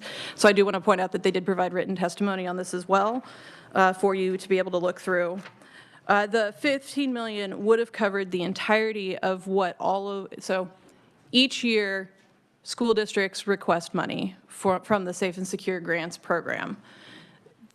The 193 school districts who received the $5 million last year, it was prorated out to each of those school districts. So the $15 million that they're requesting would have basically said that each of those school districts would have received the entire amount that they requested for the safe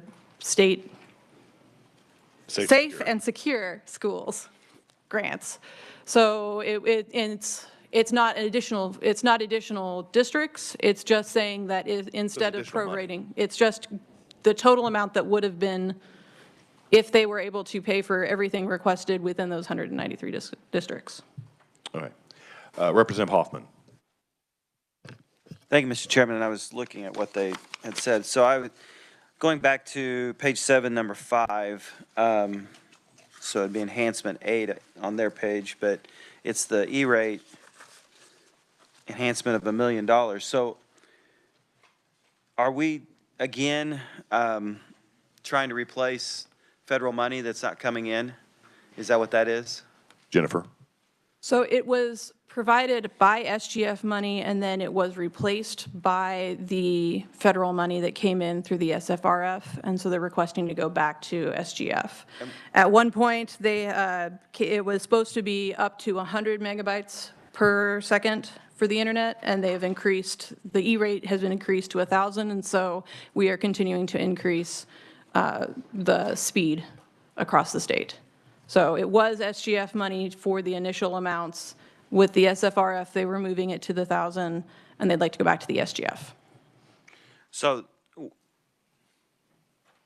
when did it stop being SGF in the first place? Was that 22? 23. From 19 through 22, it was SGF. 23, it became SFRF. And then 24, it was that? Yes. It was 24 was SFRF. 25, it is SFRF. But the last applications supported will be the ones that were, the applications for the E-rate were supplied to the Department of Education in 24, which will be the 25 amount. And so in 26, if they want to have any of this applied for in do an application process in 25, they'd need to have SGF money. So there's no money in the SFRF? Well, the SFRF is part of the federal dollars that were for pandemic money, so they had to be used by a specific point. Oh, okay. So the 1 million is still just the 10%? That is correct. It's not an increase, it's just switching it from SFRF back to SGF. Oh, okay. All right. And then the 95,000, that kind of cracks me up. K-Board can't handle 95,000, all the money we've given them over I think they could continue to send 95,000 to the schools. So thank you, Mr. Chairman. Nice comment. Representative Williams. Thank you, Mr. Chair. Okay, so as we are looking at really holding the line on our overall budget of 1% to 2%, I wanted to take a look at the increases, the enhancements that were requested in this budget. And so I wanted to go back and ask you, Jennifer, do you recall in Senate Bill 387 plus any other K-12 bills, such as the dyslexia bill, such as the mental health pilot program, which was in our overall mega budget, how much above constitutional finance formula did we spend? Jennifer. In 387, I want to say it might have been around 30 million, but not counting the special ed, which is also above.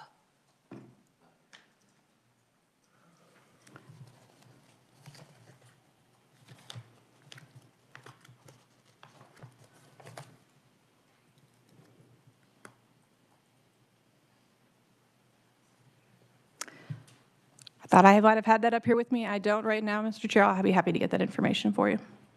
Thank you. Representative Williams. Yes, thank you. That would be really helpful because just for the committee's just reference, generally for the past 5 or 6 years, we've spent between 10 and 50 million above and beyond the school finance formula. And we see this here again, that there are requests above and beyond the school finance formula. And I would add that the increase of the 82 million was also above the school finance formula that was agreed upon by the state Supreme Court. In terms of the $10 million going back for safe and secure, I would just make a comment that that's really disappointing to see, considering the governor kept the $5 million that we placed in there, but she actually eliminated the proviso language that gave which was the legislature establishing what that money would be used for. Instead, the executive branch decided that what we determined to use that money for was irrelevant and deleted it, but kept the money, which I definitely think we have a constitutional question at hand. So with this, there's $131 million of enhancements, if you look on page 5. 131. And then below it, there's an additional amount. So I would challenge the legislature to stick with the finance formula, because that's what we're obligated to do, and that's what we should be doing, is the finance formula. And also within that finance formula, just to note that we have that CPIU, we have that inflator that's in there with a 3-year average, but we're also increasing the base aid, and the base aid just for the number of students, not multiplied out with all the weightings, that's $133 million increase. So I just want to remind everyone, we're giving an increase beyond what anyone else is getting. And in reference to the new FTEs, because we want accountability, and then we made a pilot program for 2 years, so they want to add 6 positions for a pilot program where it doesn't, the real impact doesn't even occur until 2027. Very curious. So just those comments. Senator Petty. Thank you, Mr. Chairman. I have several questions. One, so some of these, we actually, as a legislature, created the problem, so I think that we have to take responsibility for that. I am curious with the request for the State Board of Education to be included in the compensation. Was that decision, and maybe you can enlighten us, was that part of what came from the special committee that had recommended the compensation package for the legislature? Had they left out the State Board of Education, which had been under that umbrella since the 70s, or was that changed by the legislature itself? My knowledge is that it was just legislative pay that the special commission looked at. They did not look at the Board of Education. And so their product that they reported to us just was legislative pay, not the Board of Education. Well, I think that's certainly something to look at, since this is historically has been in place that way for some time. And then, see, Mr. Chairman, you had mentioned that you and Senator Billinger had set in on listening to the appeals process for the different departments. And so I'm curious, as we're looking at this, the Department of Education's budget with these requests, were some of, is this in totality, or have items already been removed from this list? They were in the appeal process, so there are items that were removed from this list. I would have to go back and pull up the document that was supplied to Chairman Billinger and I during the appeals process. Like I mentioned before, there is still some questioning of whether or not that is an open or closed document.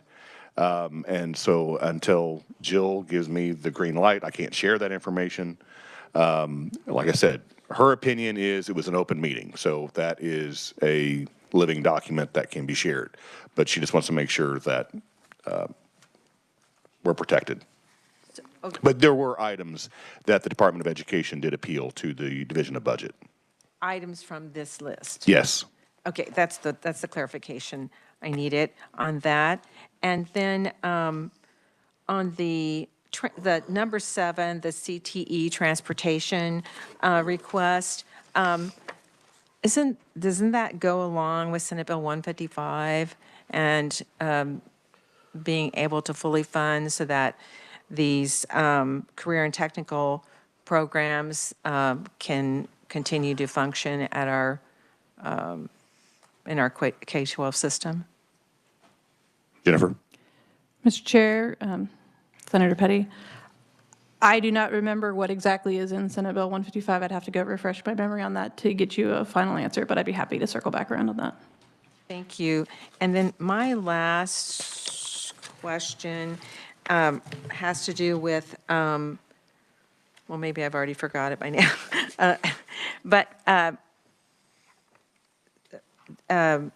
Representative Williams had mentioned about, I'll come back to me. I think I can't say it right now, so I'll have to ask you later. Thank you.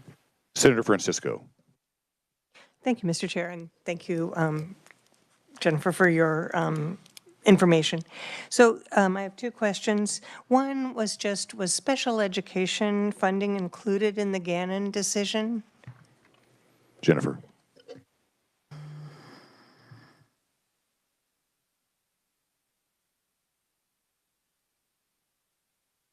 Senator Francisco. So I can follow up. My understanding was at the time that that decision was reached, special education was being funded at 92%. So that wasn't a question for the funding. So anyway, I just think that's important to understand when we're looking at, is that appropriate to be funded or not?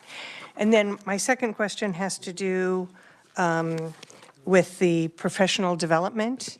And I do see in the information provided by the state board that one of the things they want to do is, one of their two priorities is to decrease the number of students scoring at level 1 on state assessments. Would this professional development money be available to be used for the blueprint for literacy? Or is that funded in some other manner? Jennifer. Mr. Chair, the majority of the money for the Blueprint for Literacy is going through the Board of Regents. I'd have to check and see how much of the money for that, if any, is coming to the State Department of Education. I can get that information for you, but I believe the majority of that goes through Board of Regents and not through this agency. Senator Francisco. Thank you, Mr. Chair. I know that that's a really important initiative for the state, and so I see that as something that could be addressed concurrently with professional development. So I appreciate that request. Senator Peck. Thank you, Mr. Chairman. One quick question on the additional request on page 10, income tax refund donations. Continuing that language, the question, how much has the annual donation been given from taxpayers by not receiving their tax refund or donating an additional amount, and how many Kansas taxpayers are donating funds? Jennifer. I don't have that information up here. What I can say is that the language for distributing to all school districts is basically only when a specific school district has not been designated by the taxpayer themselves. So when the taxpayer chooses to do this, they have the option of designating a school district specifically. And so this language would only be for those people who designate but do not designate a school district, that the agency be able to pass it out to whichever school district is lower. But I don't have that. I don't have the numbers in front of me right this second, but I'd be happy to get that for you. Okay, the question would be not just I donate it to schools, but I donate it to a specific school, or I donate it to whoever the department determines beneficial.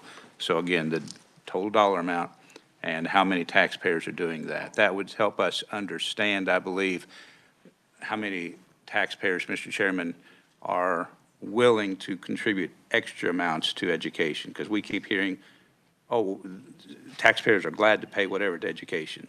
Well, this would reveal if that's correct or incorrect. Thank you, Mr. Chairman. Representative Carpenter. Thank you, Mr. Chair. Jennifer, thank you for all this Greek information that I'm listening to here.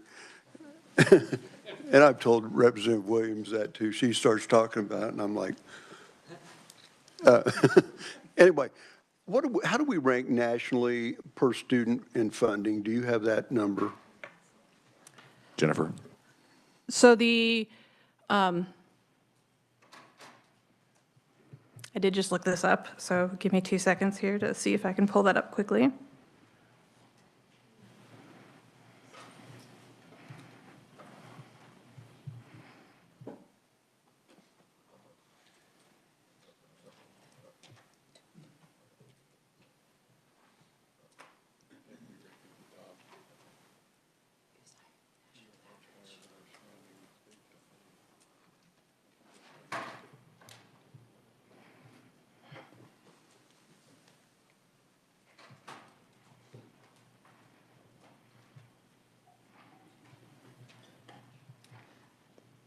You have it right here?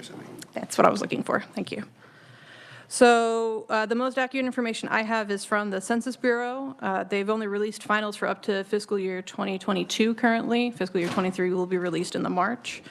In fiscal year 2022, the U.S. was spending about $15,633 per student. Kansas was spending $14,408, and we were ranked in 22. We were ranked 26th overall per pupil. Very good. Thank you. Thank you for that. Thank you. Senator Petty. I remember my question. Under number 6, where it talked about the increased SGF and the 6 positions, and it was related to increased reporting to the legislature, could you provide us with a list of the areas we have asked for more reporting when it comes to K-12 education over the last 5 years? Absolutely. I can point out that I believe that in the agency's request or agency's testimony, they do list additional information on that, including, let me see what page that's on. So in the agency's testimony, it's under enhancement request number 2. And they have bullet points on page 5 that talks about implementing fiscal notes that had not been funded. So in 2021, there was a provisions related to occupational licensing for military service members and military spouses. In 22, there were provisions for accountability and longitudinal achievement reports for the Every Child Can Read Act. The 2023 had parallel state assessments for virtual students and to increase test security for virtual state aid. And then in 2024, we have the At-Risk Accountability Program.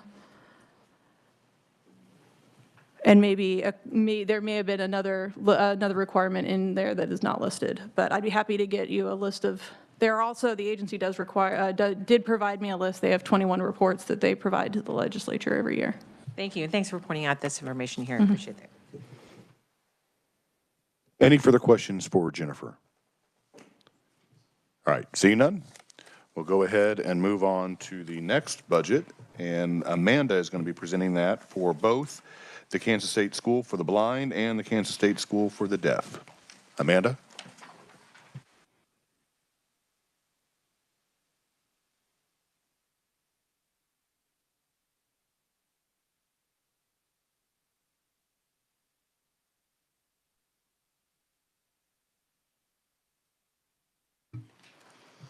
Good morning again, Chair and Committee. I'll be covering budget summaries for both blind and deaf. I'm going to start with Kansas State School for the Blind. And thankfully for all of you and for myself, we do have the Superintendent, John Harding, with us in attendance today, and he's happy to answer any questions if you may have them. Again, the front table contains the actuals for the 2024, along with the agency's requests for 25 and 26. If you flip to page 2, which is where a lot of the details are, the second box shows that the agency's request is $14.2 million, including $8.4 million SGF in 25. This amount is $1.7 million all funds, including $1.4 million SGF, above the agency's 2024 actuals. The reason for being here is that higher than actuals is that in 25, the legislature appropriated additional funding for a variety of items, including occupational speech and physical therapy services that are mandated by IEPs, $250,000 to support the extended school year program that's offered in the summer, startup costs for the early childhood program, and then the infamous IT funding, which, to remind the committee, it was settled on to appropriate $100,000 to School for the Blind for the consultant, and then $120,000 in 1 FTE for School for the Deaf for an IT position that would work with both schools. With the revised request, the agency did submit a supplemental request, and that's detailed here in item 2. So back 2 sessions ago, in the 2023 session, the school received a $300,000 enhancement from this body to expand their summer school, which is known as the on-the-road version of their extended school year. And they were expanding that to rural parts of the state, and it was meant to begin this June in '24. They wanted to use this funding to secure 25 teaching staff with 16-day contracts and estimated they would reach about 25 students. They did do this. They served about 30 students in the Hutch and Wichita area this past summer. They had also wanted to secure and host in Dodge City, but unfortunately they couldn't secure a site in the window of time between the receipt of funds and when that summer program was going to start. And unfortunately, while this item does have its own SGF account and line item in the budget bill, it didn't contain any reappropriations language beneath it. So when it wasn't hosted in Dodge City, they didn't expend that money and it lapsed. So for fiscal year 2025, for their current year, the agency is submitting a supplemental request now of just under $42,000 to receive that unspent funds that lapsed. Tied to that, but separate, the agency is also requesting reappropriations language now be added to that item in the budget, and that would occur in the current year in '25, because this past session, they also received $250,000 for that same program, but for the on-site version of the summer school, and so they don't want to see that money lapse again if it's not spent, and so they'd like reappropriations language added to that part. In all other adjustments in fiscal year '25, the agency deleted just under $800,000 in budgeted expenditures paid for with special revenue funds. This is the agency responding to what they received from the legislature in enhancements for last year. So because the legislature awarded funding for the therapy services, for the teachers for the summer school, and for the early childhood program, they reduced their budget plans that they would have used special revenue funds for. Moving forward, page 4 is going to hit 26. The second box shows that the agency is requesting $14.8 million in 26, including 8.3 SGF. That is about 1% below the agency's approved amount for 25. You can see the agency has 4 capital improvement enhancement requests. Items 1 through 4. Item 1, agency is requesting an increase to the base amount that they receive for basic maintenance and repair. And again, all of these capital improvements, they're funded with SIBF money. Item 2, the agency is requesting funding to continue the testing and removal of asbestos and other hazardous materials found in the utility tunnels as they continue doing work on campus. Item 3, the agency is requesting funds to replace a gas line. At this time, it's my understanding that the local utility company expressed concern to them that there was a gas line running beneath buildings and perhaps it should be moved. And so they're looking to remedy that. They present to Joint Committee on State Building Construction next week, so we will hear a lot more detail about that. And then the 4th item in the list is the agency is looking to renovate part of the Johnson building that houses the new early childhood program. Last session, the school received $300,000 for startup costs for this program. It's a inclusive early child care program, so they're opening it up to blind students, but also receiving income as a daycare center for the community. And so they received that funding, and now they're looking to update part of the building for that. Items 5 through 8 show other adjustments that are occurring that result in a net decrease of $1.1 million in expenditures below the amount for fiscal year '25. Really what you see here is the continuation of what I described in the previous year. So in the previous year, they receive SGF funding and enhancements at the end of session, which then allows them to reduce the amount of special revenue funds required. That was in '25. It continues into '26. So for salaries and wages, we're seeing a slight increase that includes the previous session's enhancements. Also like the general increases for group health insurance that other budgets have touched on. And then there's a decrease in contractual services, again, because now we have staff that was approved in 2025, so they're not contracting that out. And there's a decrease in capital improvements because they completed the gym remodel project in '25 and it's not included in '26. The last page, 7 and 9, we see details for the capital improvements. Again, that's going to be coming next week for Joint Committee on State Building Construction. But here you can see that 2025 column. There is no change between what was approved from last year's budget and the revised requests. And then in 2026, looking at these four main buckets, the request for that rehab and repair enhancement is within item 3. And then the other major projects I described are in that line item number 4.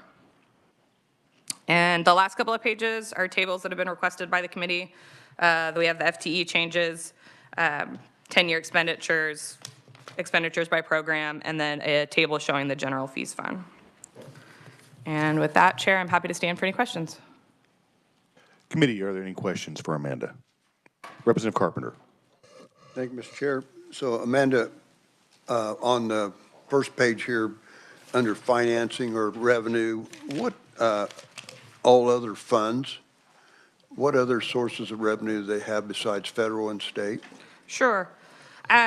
For this particular school, the biggest other source of revenue is out-of-state students. So out-of-state students who choose to spend their time on campus in the dorms, they get quite a bit of revenue from that. They also get money from local, Jenny would hurt me because I can't say this correctly, local school districts, local option budgets. When they're requesting services from the school, they will get those fees will be deposited in there as well. Very good. Thank you for that. Yeah, no problem. Senator Petty. I just want to clarify, has the Early Learning Center opened? Yes, my understanding. Yes. Thank you. Any further questions for Amanda? All right, seeing none, Amanda, you may proceed. Awesome. Jumping forward to School for the Deaf.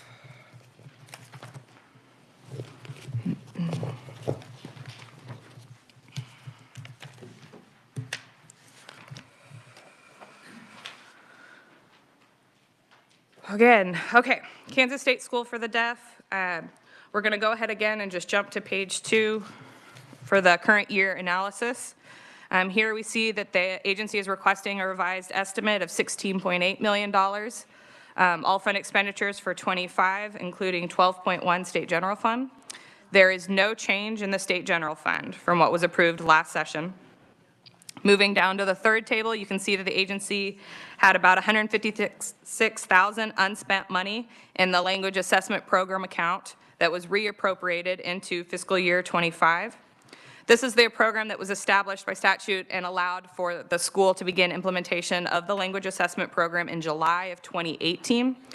The law requires additional language assessments for all Kansas children who are deaf or hard of hearing, ages birth through 8, as well as the monitoring and tracking of language developmental milestones of those children. And because the budget was not attached to the original bill when it was passed, they started the program by absorbing the initial costs within the first 3 years of implementation. Then in 22, they had some temporary funds from KDHE and KSDE to continue the program. And then after the 22 session, in the 22 session, I believe, the legislature approved permanent funding with state general funds after using ARPA funding for 1 year. So the school used that ARPA funding in its entirety. They got about $386,000. That was on the table that LBC received a couple days ago. And then they had a small amount of that state general fund appropriation that carried over because they used the ARPA funding. Moving down the page, you can see that the agency has no supplemental requests for 25. And then in other changes, you can see that the school is budgeting less with special revenue funds, because again, there's no change in the state general fund. And this is showing kind of the opposite of what was occurring in School for the Blind. If you remember in the previous budget, I described that because of the FTE the blind received, they were spending less of their special revenue funds on contractual services. Here, the opposite is happening. So Kansas State School for the Deaf set aside state general funding and salaries and wages for qualified candidates, but haven't filled the positions. And then that money is being shifted towards contractual service expenditures with a zero net change to the state general fund spend.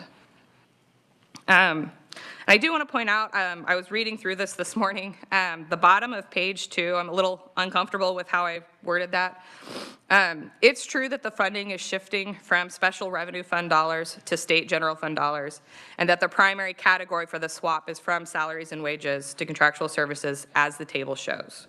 However, that last line in the paragraph on page 2, It isn't that they're having $845,000 some dollars in additional expenses within their support program. It's that of the bigger bucket, the $3.4 million in expenses for support services, more of that is being funded with state general fund dollars rather than special revenue fund dollars. So I got a little bristled when I read that sentence again, and I was like, I'm not sure if I phrased that the best. So I just wanted to point that out. But alas, for 25, Kansas State School for the Deaf is spending about $1.1 million less than the approved, with no change in their net SGF spend. Moving to page 4, you can see the agency is requesting $17.8 million in fiscal year 26, including just under $766,000 in capital improvement expenditures paid for with SIBF dollars. The bottom table, items 6 through 8, again, are a continuation of 25 and is a reflection of what I described of SGF shifting to contractual services. And so all they're asking is enhancement requests. That's the items 1 through 5. I'm happy to spend time talking, but I know we were on a tight schedule today, so I'm happy to pause. Well, that's fine. Are there any questions? Representative Helgerson. For both the School for the Deaf and School for the Blind, could you give us the census of full-time students and part-time, and also any satellite students, so I have a complete breakdown of how many students are in the program? Yes, sir. Thank you. Any other further questions for Amanda? All right, seeing none? Thank you. All right, thank you. And as we mentioned, since we do have, as Amanda mentioned, a condensed agenda today, so we can get at her shortly after noon. We'll move on to the Transportation and Public Safety Group. And so the first, I would ask that Kyle Anderson from the Kansas Legislative Research Department give us an update. He has the next 3 budgets, and I believe he's going to be starting with the State Fire Marshal. Kyle.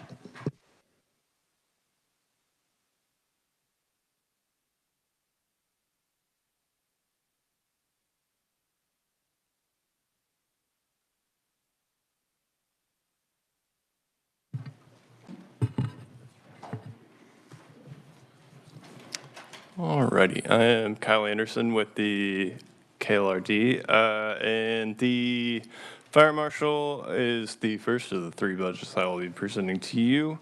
Starting on page 1, on the budget summary table, the Fire Marshal was started in 1913, abolished in 1933, reestablished in 1939. Its mission is to protect lives, property from hazards of fire, explosion, and natural disaster, and promote prevention, educational, investigative services to mitigate incidents, promote life safety, and deter crimes. As 5 subdivisions: the administration, investigation, fire prevention, industrial safety, and emergency response. In the table itself, in 2024, there were 71 positions with a total spending of about $8.2 million. In 2025, it moves up to 72 and $9.9 million, which is an all funds increase of 21.4%. In 2026, it moves up a little bit more to $11.1 million and 72 FTEs for another 12.1% increase over 2025. Moving to page 2. Or page 3, the top figure shows the rough increase of the 25 approved over 2024 actuals, and then the agency request increase over the approved value. If you look into figure 3, the table there, it gives you the actual breakdown of the information, and the agency request is a $1.75 million increase over the 2024 actuals, and is actually a $19,061 decrease over the approved for a rough decrease of 0.2%.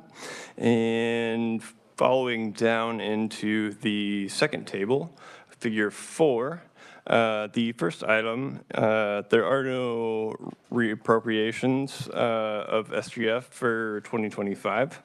And the line item number 2, the economic impact contractor, the description is at the bottom of page 3 there. In the 2024 House Bill 2648, there was a requirement for an economic impact statement related to rules and regulations of implementation. So the agency is requesting $60,000 for an economic impact contractor to assess the needs of their rules and regulations.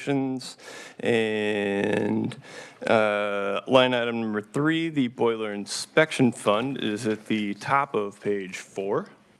And the revised request is a decrease of $77,172, and this is primarily due to decreases in salaries and wages and microchip computer equipment purchases.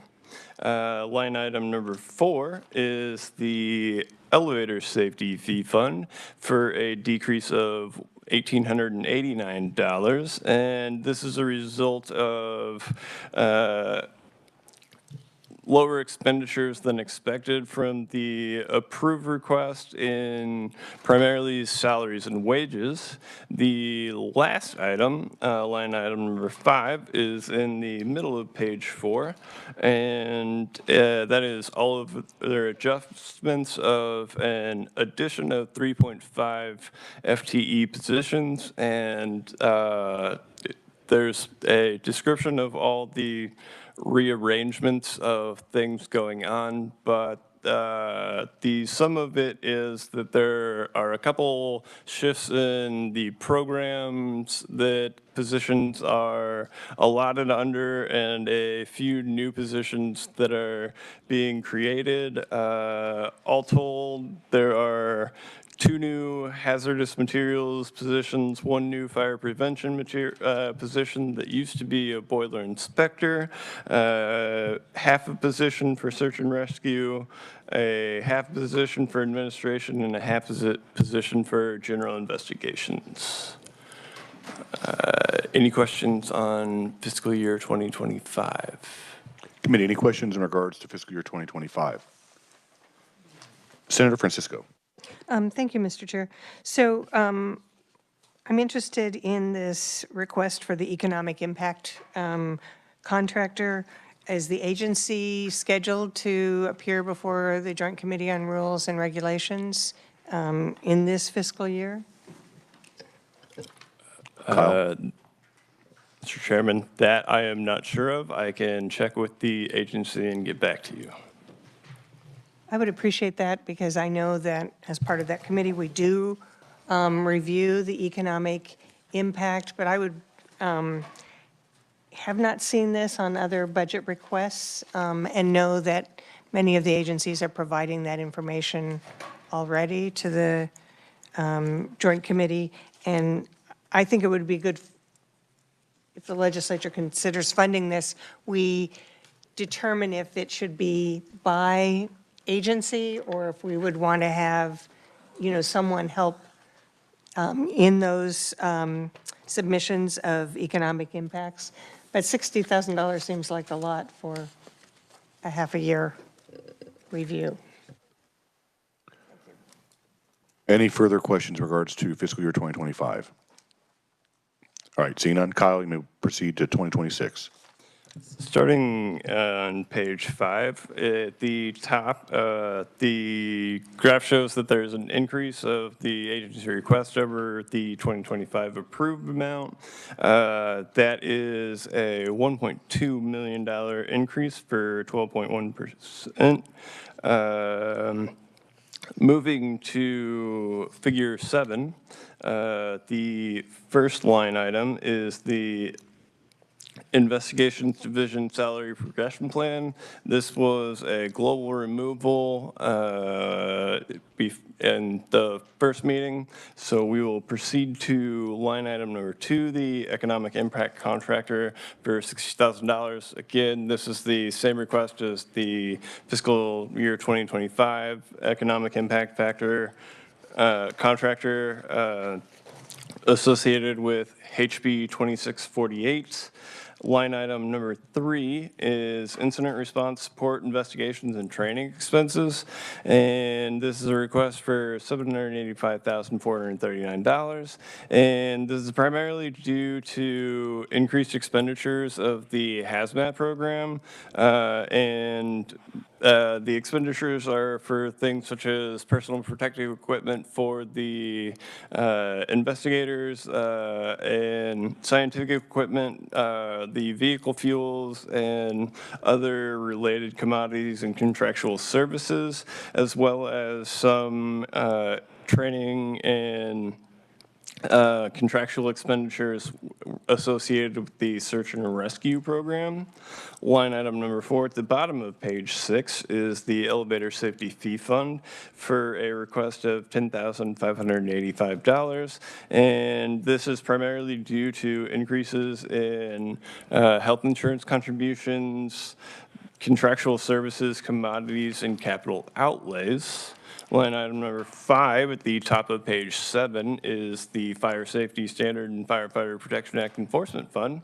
And this is a request for $4,000 due to increases in contractual services and commodities. Line item number 6 is the Boiler Inspection Fee Fund, which is a deletion of $80,342. And this is primarily a result of reduced expenditures for microcomputer equipment purchases. And line item number 7 is all their expenditure adjustments for the 3.5 FTE positions changes seen in the fiscal year 2025 listing as well. Any questions on fiscal year 2026? Committee, are there any questions for Kyle on fiscal year 2026? All right, seeing none, Kyle, you may now move on. I will point out. Either 2027 or? I was going to point out there is a addition of the Fire Marshal Fee Fund table on page 10 and the respective fees for the collections associated with the Fire Marshal on page 11. If anybody would like the detailed variable schedule for the different boiler type and boiler size inspection fees, I can also provide that for you. All right, thank you. Not seeing any questions, we may move on to the Adjutant General's office.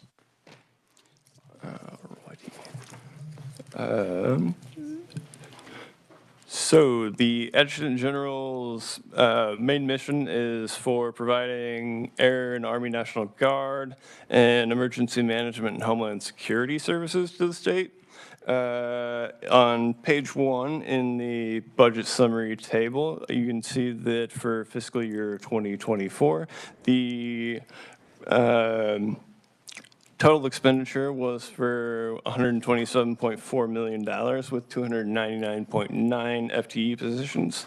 In 2025, that increases to $157.3 million, which is an SGF increase of 122.6% and all funds increase of 23.4%. In 2026, that decreases to $96.5 million, which is a reduction for the SGF portion of 50.9% and 37.4% all funds, still remaining at 299.9 FTE positions. Carrying over to page 2, figure 2, you can see from the chart that the All funds decreases in the approved line from 2024, but increases in the request. And the SGF line is steadily increasing across all three bands.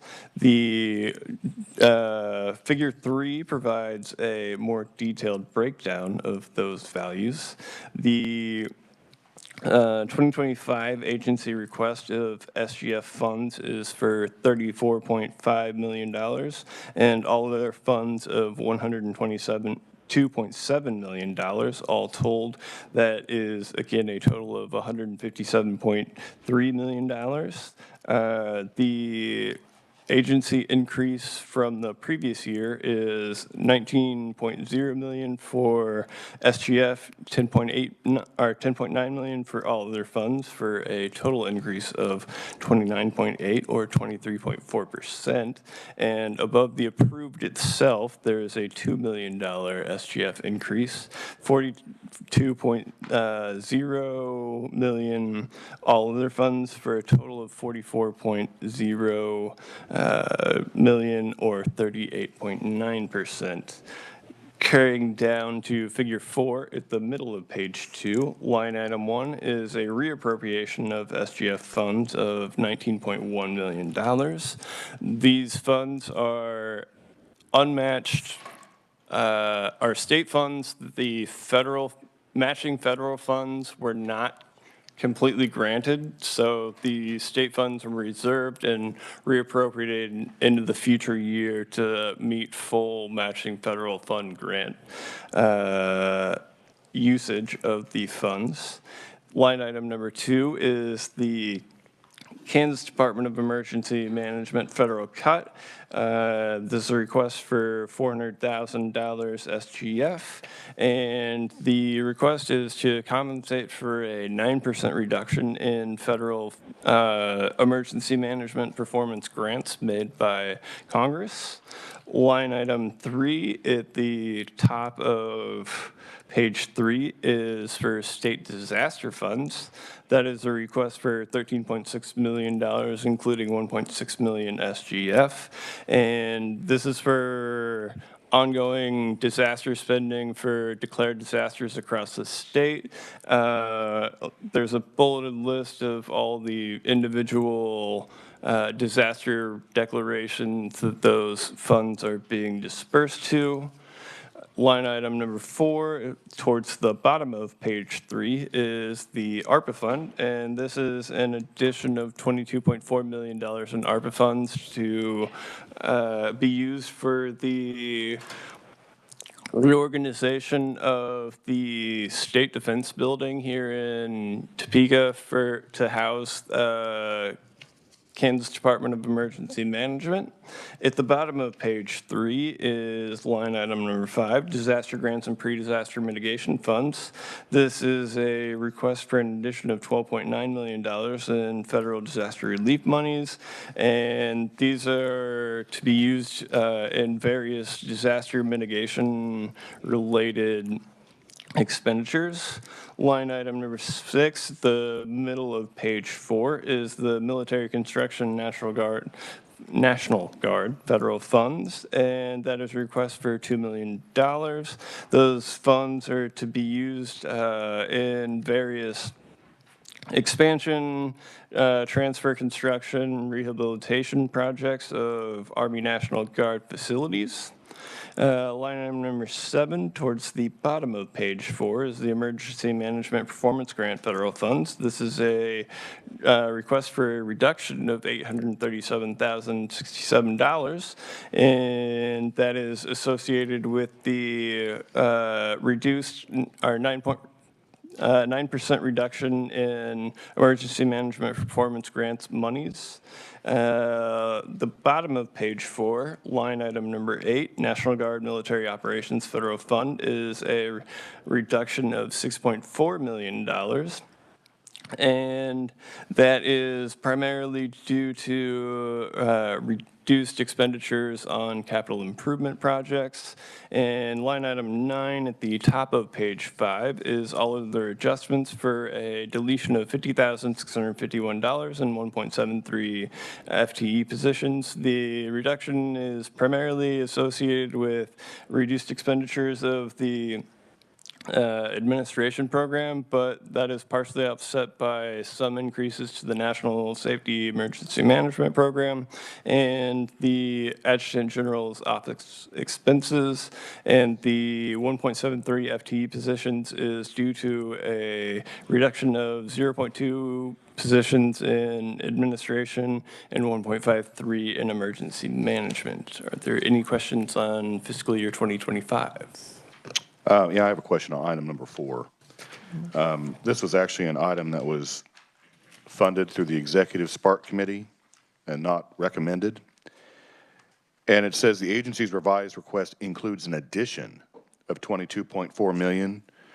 Now, I'd have to go back to the document that we received at the Legislative Budget Committee on Wednesday, where there was already funds committed through ARPA for this project. But I'm just questioning the words includes an addition of. I would have to check. I mean, the Spark Committee process was back in 2023. And as I mentioned, it was already appropriated by the Spark Executive Committee. I'm just wondering if they're wanting more for the State Defense Building. Mr. Chairman, I would have to check with the agency to clarify that, but my understanding was that they are appropriating the $22.4 million directed towards that project, and I was personally unaware of the Spark item itself. So I can clarify on that spending and get back to you. We need clarification on that. Any other questions in regards to fiscal year 2025? All right, you may move on to 2026. Righty.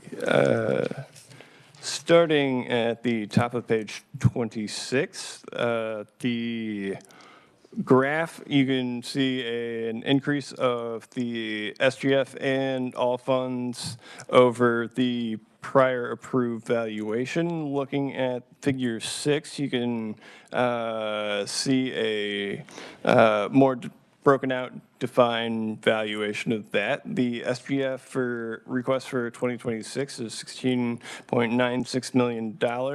All their funds of $81.5 million for a total of $98.485 million. This equates to a reduction of 17.6 million SGF from the 2025 request, 41.2 million from the all other funds request, for a total reduction of $58.8 million or 37.4%. And above the 2025 approved, this is a $3.6 million SGF increase and $833,940 all other funds increase, for a total of $4.4 million increase of 4.7%.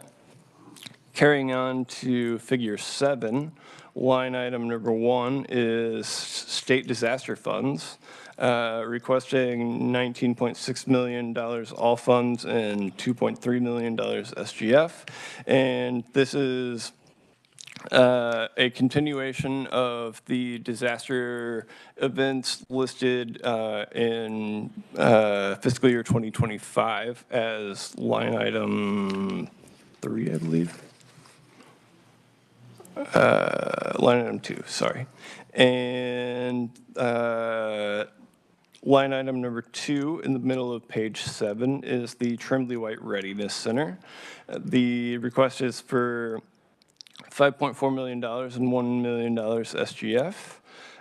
This was a former U.S. Army Reserve facility that was donated to the Adjutant General, and they are working to update the structure and replace the HVAC system with heat pumps and make the facility ADA accessible for use as the 35th Division Artillery Headquarters.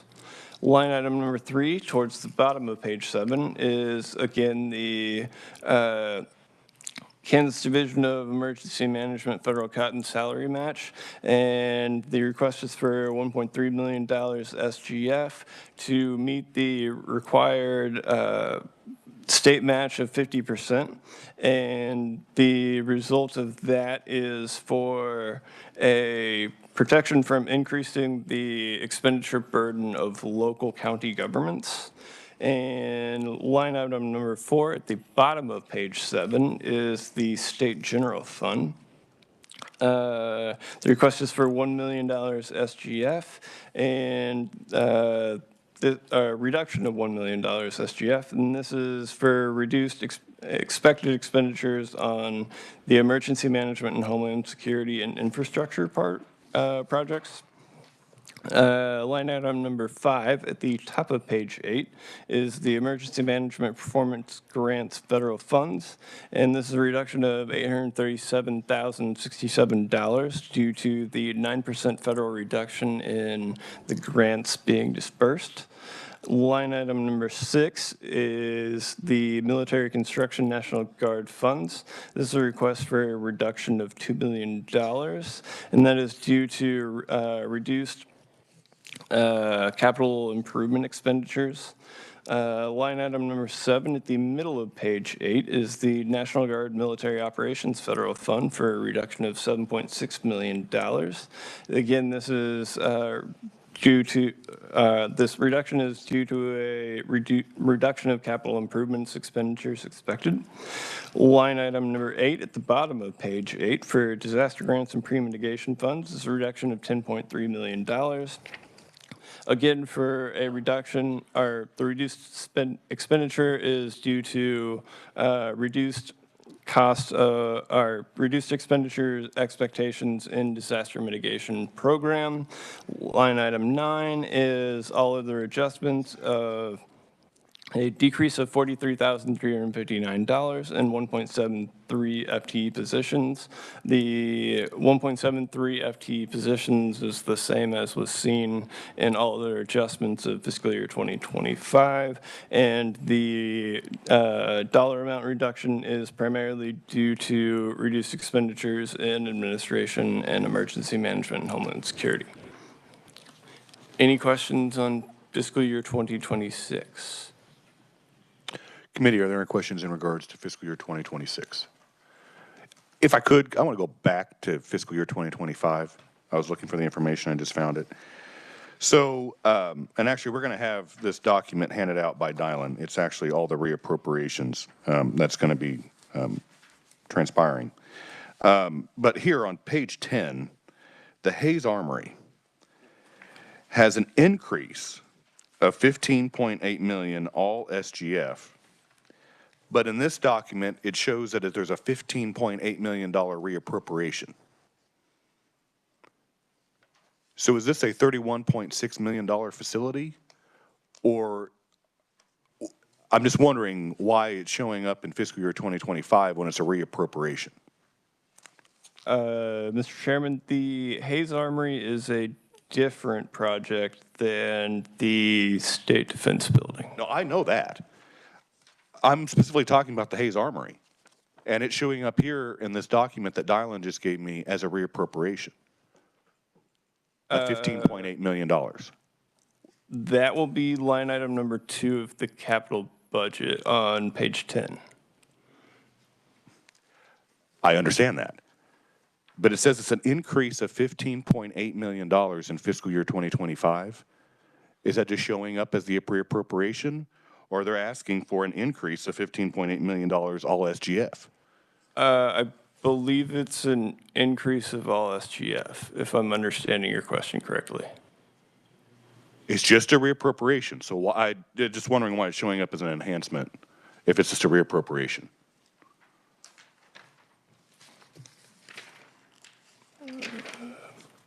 I don't believe that it's listed as an enhancement for 2025. So it's just a capital improvement, but they're asking, but it says an increase. I will have to clarify just to make sure, but I will get back to you on that. Okay, all right, thank you. Senator Peck. Thank you, Mr. Chairman. On these disasters, have they not been, there's one that's been hanging around since June of 2017. I'm looking on page 7. It's also in the 2025, but this is 2026.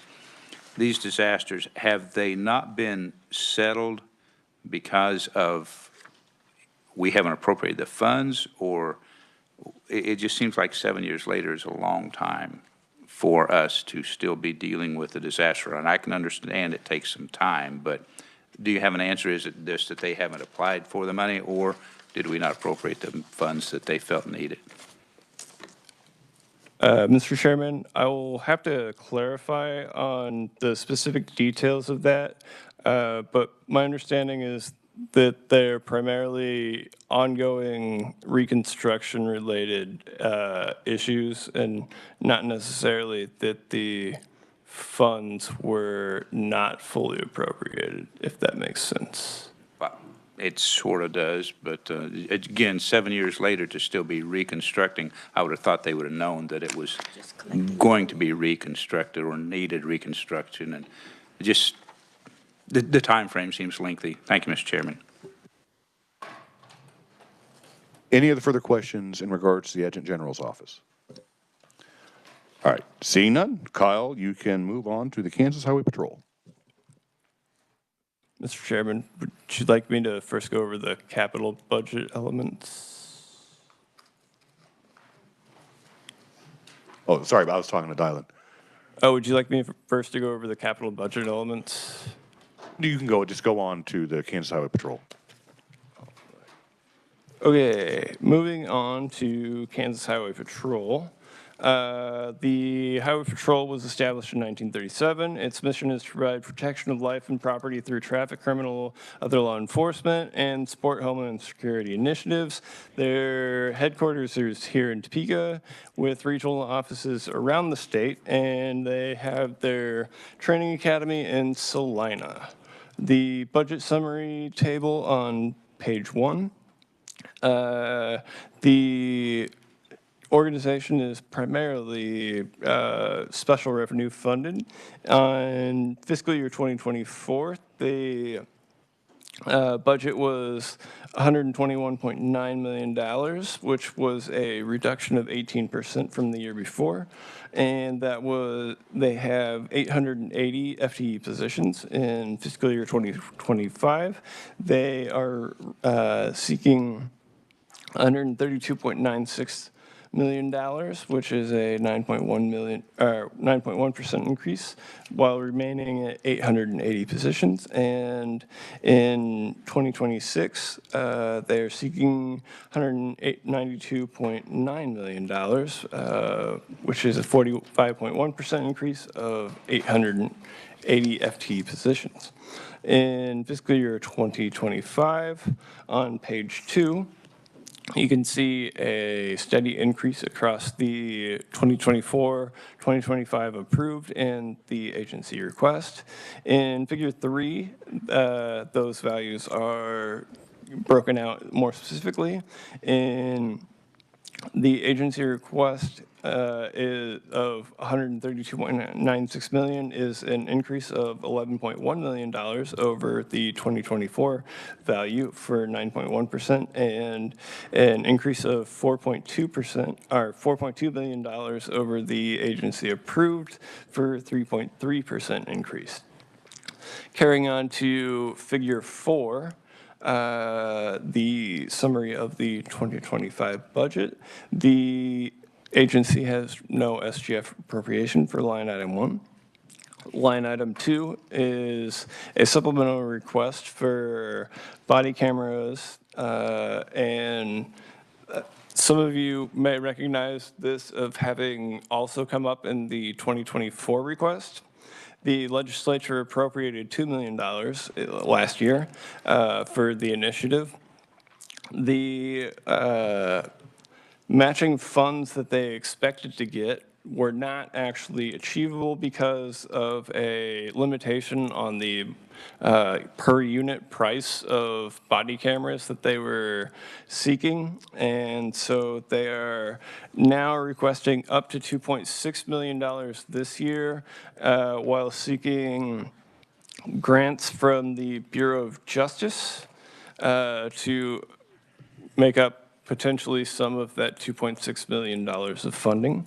Line item 3 is a supplementary request for life and safety maintenance at the Salina Training Academy.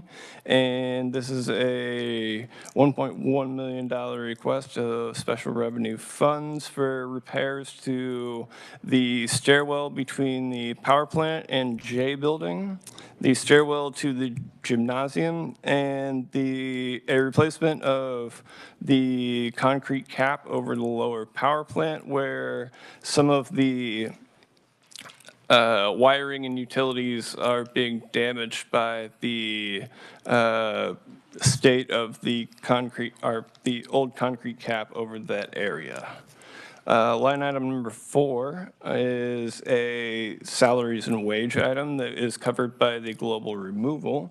And line item number 5 is an all other adjustments request of $15,277.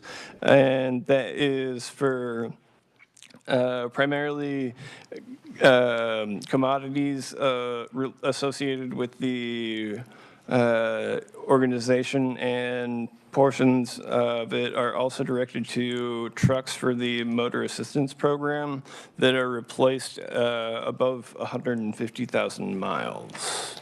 Any questions of fiscal year 2025? Committee, are there any questions in regards to fiscal year 2025 for the Kansas Highway Patrol? Seeing none, you may move on to 2026. At the top of page 4, figure 5, the graph notes an increase over the approved value for the agency request. Figure 6 breaks out those values. The 2026 request is for $192.89 million, which is a $59.9 million increase for 45.1% over the previous year, and $64.1 million for 49.8% over the approved value. Moving to figure 7 at the middle of page 4. Line item number 1 is for a new Highway Patrol headquarters facility, a request of $48.3 million to replace their outgrown facility. And as a footnote on that, I do believe that Chairman, Waymaster and Vice Chairman Billinger were in the appeal hearing at which the KHP revealed or noted that this particular request has been repealed, but the document itself is not ex post facto to that information. Line item number 2 is for a Wichita hangar for the air support unit, a request of $7.3 million. The current hangar in the Wichita area is at the Cook Airfield in Derby. This is not a 24-hour facility. It lacks substantial security measures, including a perimeter fence, and does not provide fuel types for all of the vehicles in the air support unit. And the Highway Patrol is requesting to move to the James Jabara Airport in Wichita, which has a perimeter fence, 24-hour operation, more security protocols, and provides all the fuel necessary for all the different planes within the planes and helicopters within the air support unit. And line item number 3 is directed to the air support unit itself.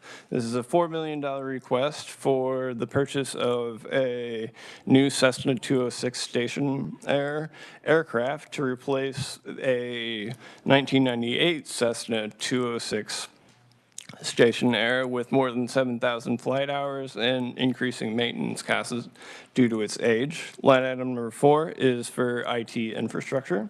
This is a $1.4 million request for a new VX Rail server at the State Defense Building in Topeka and a VX Rail for the headquarters to replace as a replacement, and replacing the VX Rail, its Lina, which has reached the end of its life, to act as a disaster recovery backup, and an additional request for a hardware backup system.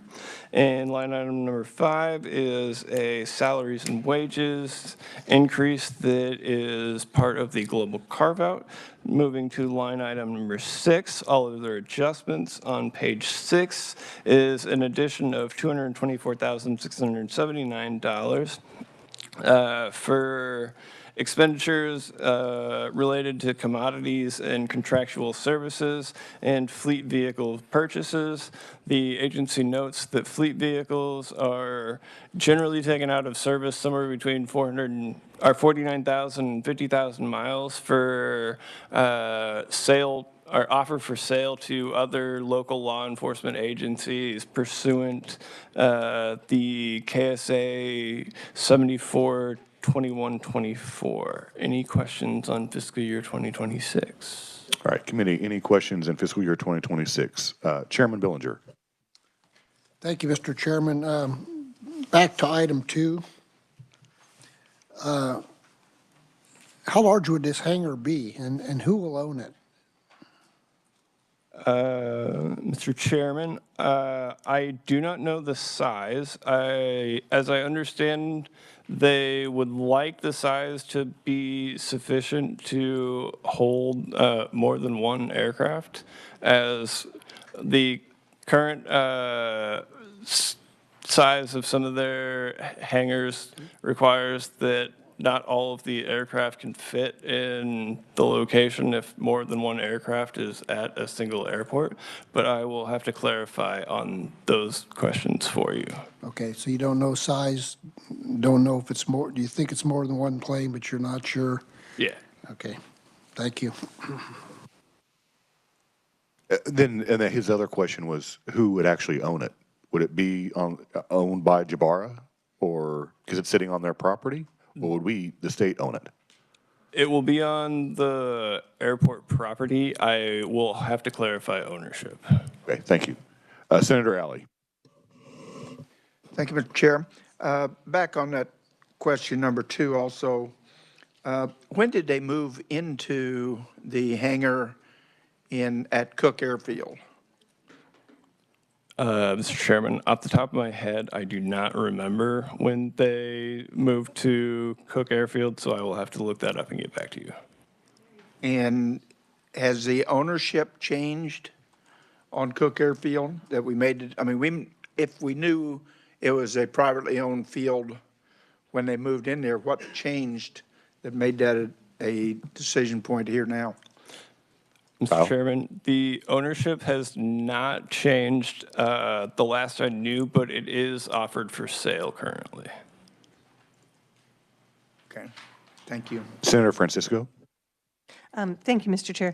And while you're asking these questions, can you also find out if the Cook Airfield is sold, will there be some reimbursement for the hangar that they're currently using?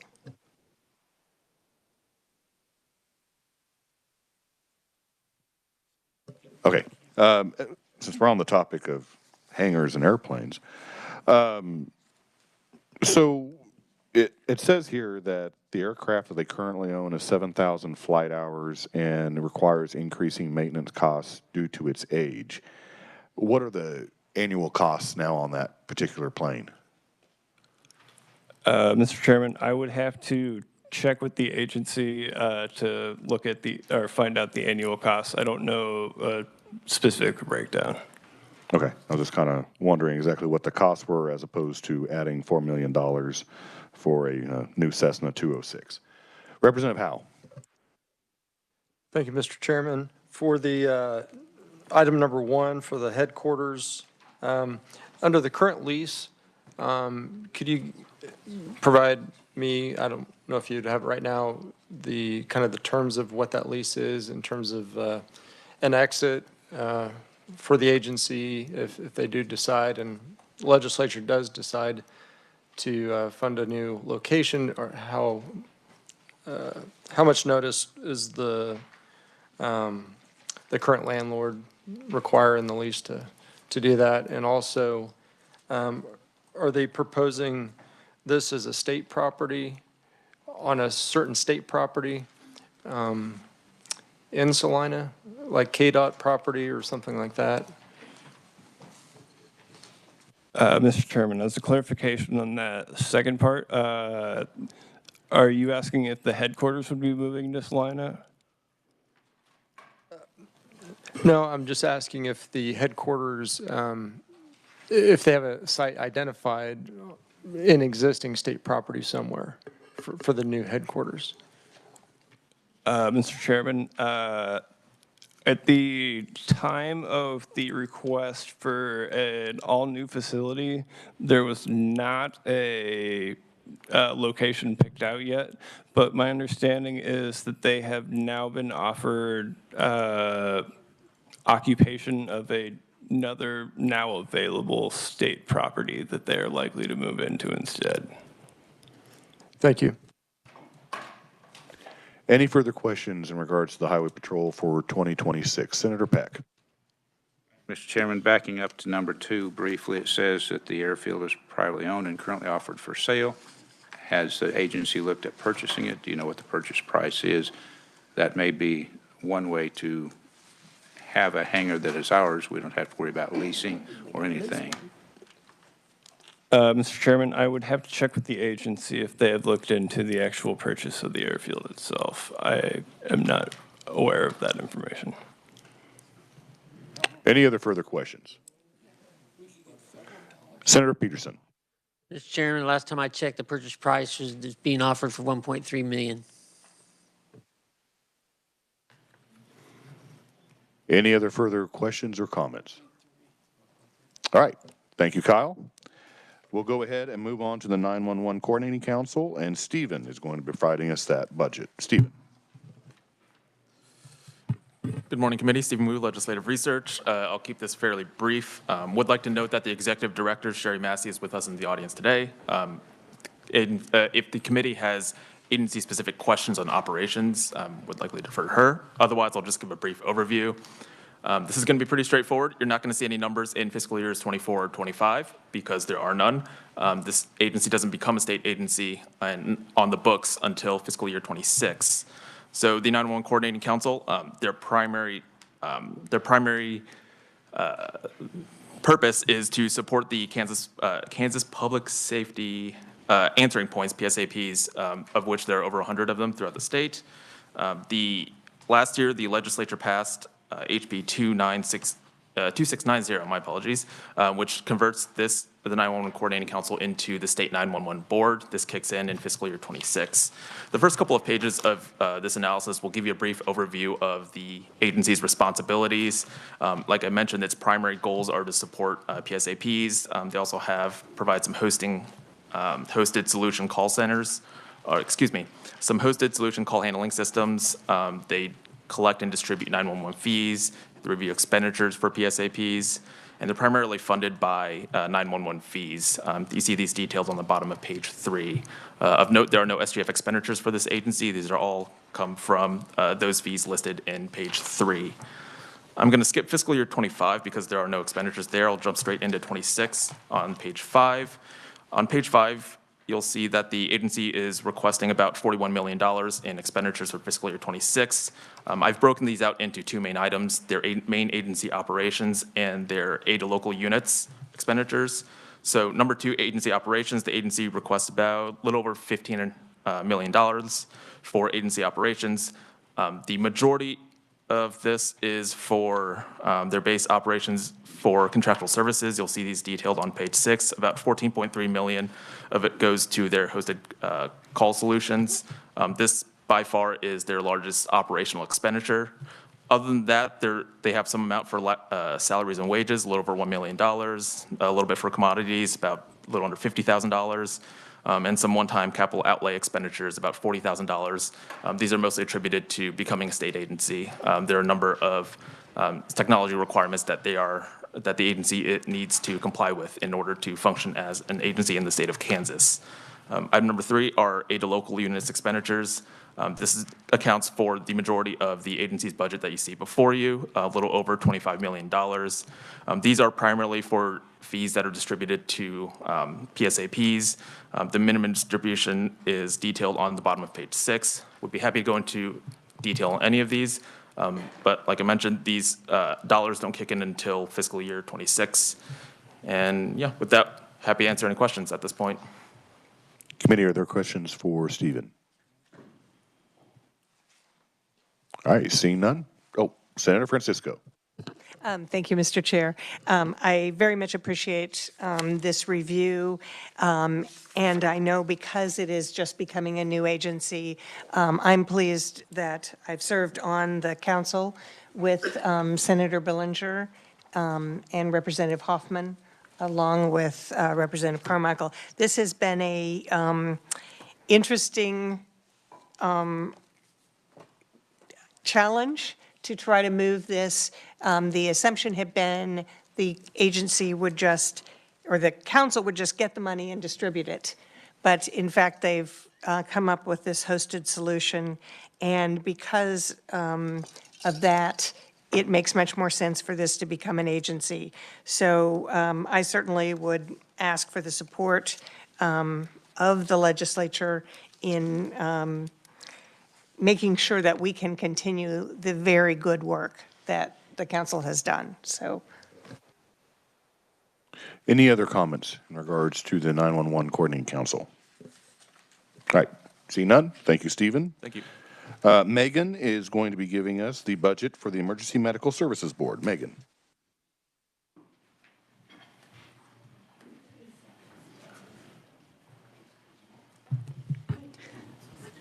Good morning. Before I start, Joseph House, the Executive Director of the EMS Board, is here in the audience to answer any questions, should you have them for the agency. The Emergency Services Board provides support to ambulance services, EMS professionals, and EMS education and organizations, and helps them maintain statutory and regulatory compliance. In the top table there, you can see that this agency has no SGF funding. It is funded primarily through a levy on fire insurance premiums, as well as some regulatory fees. On page 2 for fiscal year 2025, you see that the agency's request is $3.2 million. That's a change of $1.3 million from the previous year's actuals, and that's 68.3%. The change is largely because of positions that the agency has that are not staffed. They've had some difficulty staffing positions in their agency, and so that is where most of that discrepancy between the actuals and the new estimate is falling. That is also a change of $145,000 or 4.7% from the agency's fiscal year 2025 approved. Below, you can see that the agency did not have any SGF reappropriations. They did not have any supplemental requests. They had an increase of $127,000, and that is funds that are being carried over from their revolving and assistance fund grant program. These are grants provided to communities for equipment for EMS, and when COVID hit, a lot of communities got funding that they could use for that, so there was not as much need for the grant funding, but the agency does anticipate that as COVID funding is going away, that the need for this grant program will increase. Number 4, you can see that they added $10,000 in fiscal year '25 for contractual services. These are largely for statewide travel for staff. The EMS staff travels across all of their agencies statewide. They have several locations, and they travel for education, training, and support. There's also that increase also includes an increase for contractual services for IT systems and legal representation. Finally, for fiscal year '25, there was an all other adjustments of $7,830. That's largely for employer contributions to retirement and office supplies and materials for training. I'm happy to stand for any questions for fiscal year '25. Committee, are there questions in regards to fiscal year 2025? Senator Peck. Thank you, Mr. Chairman. If I heard you correctly, you indicated that the agency has been having trouble with staffing. The legislature approved $3 million, a little over $1 million increase from 24's actuals. We are 5 months into the fiscal year. Has there been an improvement in the number of positions filled, to your knowledge? Yes, they have had some luck filling positions, but there are some that are still open. So do they feel that the increase in appropriation amount has been beneficial, or that did not necessarily assist them in improving filling vacancies, or do you know? Well, the discrepancy between the actuals is not so much that they were appropriated more money, it's that the money that was appropriated in '24 went unused because those positions were open. But they didn't have, so there's no reappropriation if it's not state general fund money? Correct. Okay. There was no funding that was reappropriated. It's just that they were allotted a certain amount of money, and then they were allotted, they spent $882,000 less than what they were approved, and that's because they did not need to pay for those vacant positions. Thank you, Mr. Chairman. Any other questions in regards to fiscal year 2025? All right, seeing none, Megan, you may move on to 2026. All right, on page 4 is fiscal year '26. The agency requested $3.1 million. That is a decrease of $116,000 or 3.6% from the previous year. And it is an increase of $29,000 or 1% from the agency's 2025 approved. Below, you can see that the agency did not have any enhancement requests. They did have an additional increase of $41,928, and that's all from their special revenue funds. This is due to increased costs, same as fiscal year '25, for a variety of services, including statewide staff travel, for education and training, building rent, and also communications. You also see that there's a decrease of $25,000, and that's for those grants that I spoke about in fiscal year '25. They had some carryover from those grants into fiscal year '25 from fiscal year '24, but that's anticipated to be spent. And finally, all other adjustments, they had $12,000 in all other adjustments, and that includes funding for inflationary increases for general supplies and testing supplies and fuel. And on the following 2 pages, you'll see the reference tables for the 10-year.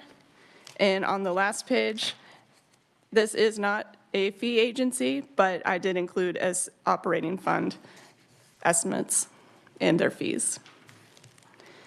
I'm happy to stand for any questions. All right, are there any questions for Megan in regards to 2026? Seeing none, thank you very much. And we'll move on to the last budget that we have for today, and that is going to be the Kansas Sentencing Commission. And so Nicole is going to be briefing us on that budget. Nicole. Good afternoon, Chairman, members of the committee. My name is Nicole Rencher. I'm a fiscal analyst with KLRD, and I'm going to be presenting the Kansas Sentencing Commission budget.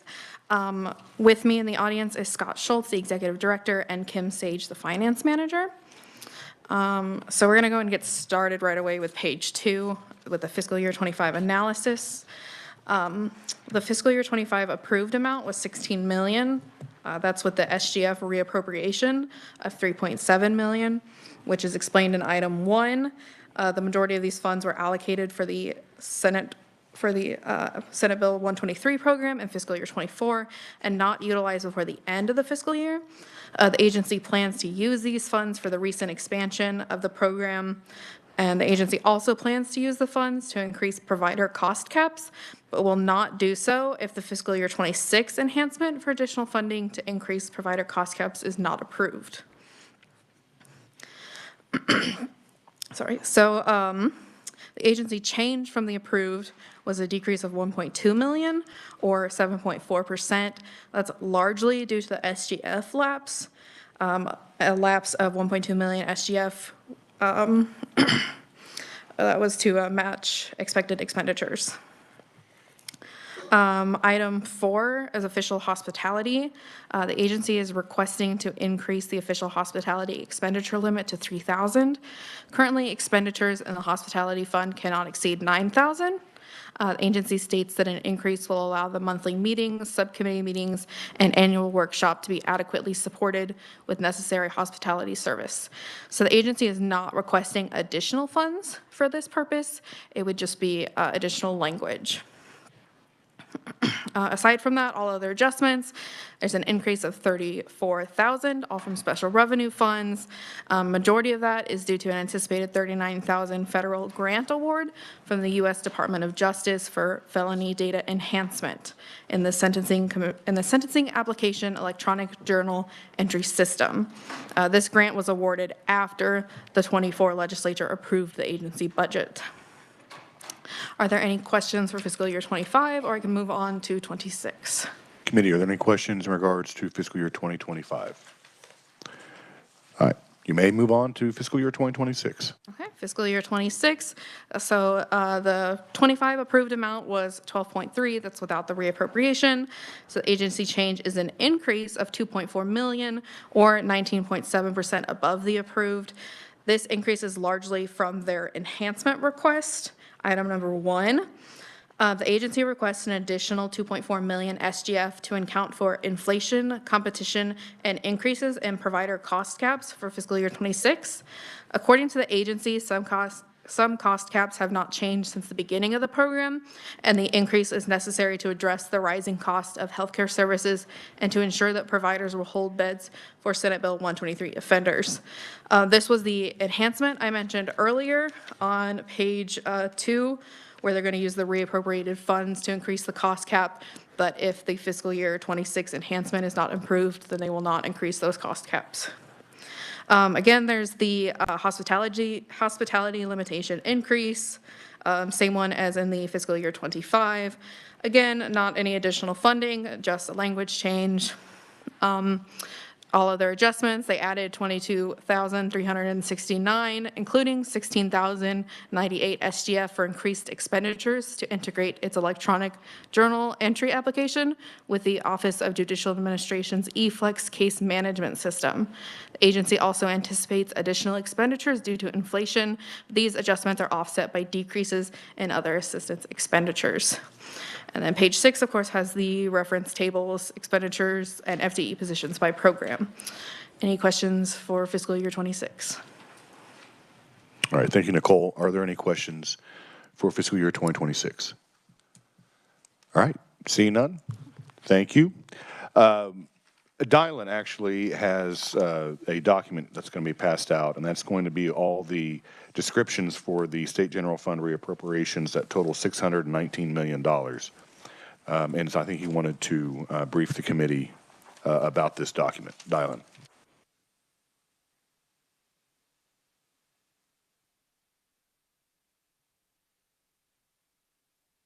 And we also have a document for the one-time spends.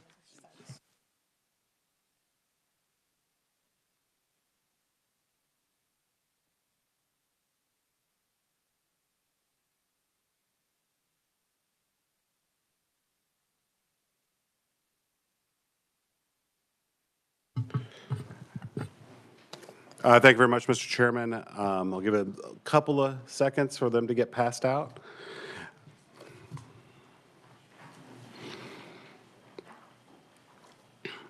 So on the SGF reappropriations, we actually made this presentation to the regular Legislative Budget Committee on September 3rd regarding the $619 million. And that table on the front sort of shows the increasing level of SGF reappropriations we've seen over time. I understand that what you're really looking for is reappropriations by agency for the last 5 years. We will work on pulling that together, but I figured I'd give you what we have now, and then we'll get you for the rest for next week. And then if you talks a little bit about what those are, as you go through these first 3 or 4 pages, and I'm not going to go through it. You can do it at your own leisure. I know time is short. But then it gives the actual reason for the reappropriation and the plan for how those reappropriations are intended to be spent inside of the tables that begin with the chart. So that's some background data. If you need an electronic copy of this table, just let us know so that you can filter it for your various budget committees. The other item I would like to pass out, these are the 2024 legislative session one-time spends. I believe that Senator Peck had asked for that, and those to be identified. So if you turn to the last page, you can see that the total we have on here, the 24 doesn't matter for like budgetary purposes, for profile purposes, because the 25 is working off an approved budget. So, but it's really that $467.7 million that we're backing back out for profile purposes. And I want to make 100% clear, okay, that just because we have listed this as a one-time spend, that's just us working with the Division of Budget to try to identify those for profile purposes only. It does not stop an agency from asking for this money going forward in any way, shape, or form. We're not trying to influence policy by trying to say this is a one-time spend. This is just what we've done to try to come up with an idea of what would likely be falling back out of the profile to give you the most accurate estimate of expenditures going forward. That's it. All right, any questions for Dylan? Representative Helgerson. Was it last year or the year before, we had that presentation from the Department of Administration saying, we found $1.2 billion worth of one-time spending, and we're going to use it in the following way: paying down debt, building a new prison, and a lot of things. Was that last year or the year? That was last year. That was last year. That was 2 years ago. Was it 2? It was 2 I years ago. think it was 2 years ago. Okay, 2 years ago. Did we spend all that money? It was allocated through the budget allocated? process. It was not allocated in the same way as in that original presentation. The legislature made different decisions, but those funds were allocated. Thank you. Any further questions for Dylan in regards to the documents that were just handled out? All right. Thank you, Dylan. Any further discussion? Speaker Hawkins. Thank you, Mr. Chairman. Due to all the enhancements and supplemental requests, requests for FTEs, wages, salary, all the costs associated with that, I wanted to make a motion today, so I'm going to move that we delete all agency enhancements and supplemental requests presented to the special committee in the FY25 revised, FY26, FY27 budget summaries, delete any additional requests for FTEs, including the deletion of any salary, wages, and any other costs associated with the additional FTEs, and request that the budget committees review such requests during the 2025 legislative session. All right, committee, you've heard the motion, seconded by Representative Hoffman. Discussion on the motion. Representative Helgerson. A clarification. If we passed legislation that required new money or new staffing, and or if a subcommittee had recommended a phased-in approach going back prior to that date, do you want to eliminate it and force the subcommittee to review it again? Speaker Hawkins. Absolutely. I think that's a great idea. All right, thank you. Senator Francisco. Thank you, Mr. Chair. I know that there were some budgets that we looked at that did include funding for salaries, and others that it was held off. This would eliminate all salaries. Yes, it would. That's the salary increases that were requested. Okay, and you're saying this is any increases in funding for salaries across the board that were not in the 2025? Maybe I need you to repeat your motion. The motion is including the deletion of any salary, wages, and other costs associated with the additional FTEs and request that the budget, that, yeah, In regards to this, the FTEs, FTEs, the increases. the increase in FTEs. So I just want to clarify. So if there is a salary increase with an existing FTE, that is not included in the motion. It's just This new. is just on the new FTEs. New FTEs. Senator Francisco. Would that include the FTEs for the 911 board? Speaker Hawkins. The 911 board, do they, yeah, it would, if they've got a new FTE, yes. But this, all it does is it puts it to the budget committees to study this. The last part is for the budget committees to look into that. It's just saying, in this budget that we're going to produce, those are going to be deleted. It's up to them to study that during the budget process. Right. So it'd be reviewed in the budget process. That's correct. But the bill that's going to be introduced at the beginning of session, this would apply to that budget being drafted. That is correct. Senator Francisco. Thank you, Mr. Chair. I would have some concerns that we're obviously going to, because our state statutes require a budget to be introduced by the governor, that we're putting ourselves in a sort of awkward position to say, look, here is the budget that the legislature would be recommending, even when we know there are additions that have to be made. So I'm a little leery of that to be such a blanket, and especially when, you know, I'm hearing that there's a new agency, we're reviewing their budget, and all of a sudden we're saying, why did we have these people sit in this meeting all morning and just say we're going to take it up later? Speaker Hawkins. Well, so this, where we're going to start at the start of session is with a budget, with a base budget. I just call it a base budget. And all of those enhancements, requests for FTEs, all of that stuff needs to be analyzed by each of those budget committees that have those requests made. Instead of, you know, we're spending just a little bit of time on each budget here, they're going to spend a whole lot more time on that budget at that point in time, and then they can decide, are those FTEs needed? So that's where the agencies will come in, and the boards will come in and make their case, and they'll make their requests there. Those agencies didn't come in here. We heard from KLRD. Senator Francisco. I appreciate hearing from Carol RD, and that is the request that the legislature made. If we take this motion and approve it, then we have done nothing with our time here in answering questions about the individual enhancements. We're just saying, do this blanket. I think we could have done that without these days of meetings, so I would certainly like to have the information provided to the committee about the total cost of having these special budget meetings and then seeing what we've accomplished. Representative Williams. Yes, and just clarification, is this SGF or all funds? All funds. Okay, thank you. Representative Ousley. Thank you, Mr. Chair. And could I ask the maker of the motion to repeat it? Because I thought towards the end there was to direct the budget subcommittees to refuse, not to consider. I thought I heard the word refuse. And request the budget committees to review such requests during the 2025 legislative session. Okay, thank you. I misheard that. And then I probably didn't announce it well enough. I can ask. No, it's review. That's what's kind of surprising. Sounds like needed clarifications. Do we know the agenda for next week? Because we're scheduled to come back 2 days next week also.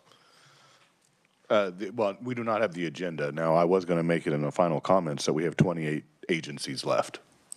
We've reviewed 68 in the last 3 days that we've had meetings. Thank you. Senator Peterson. Right. Any further discussion on the motion?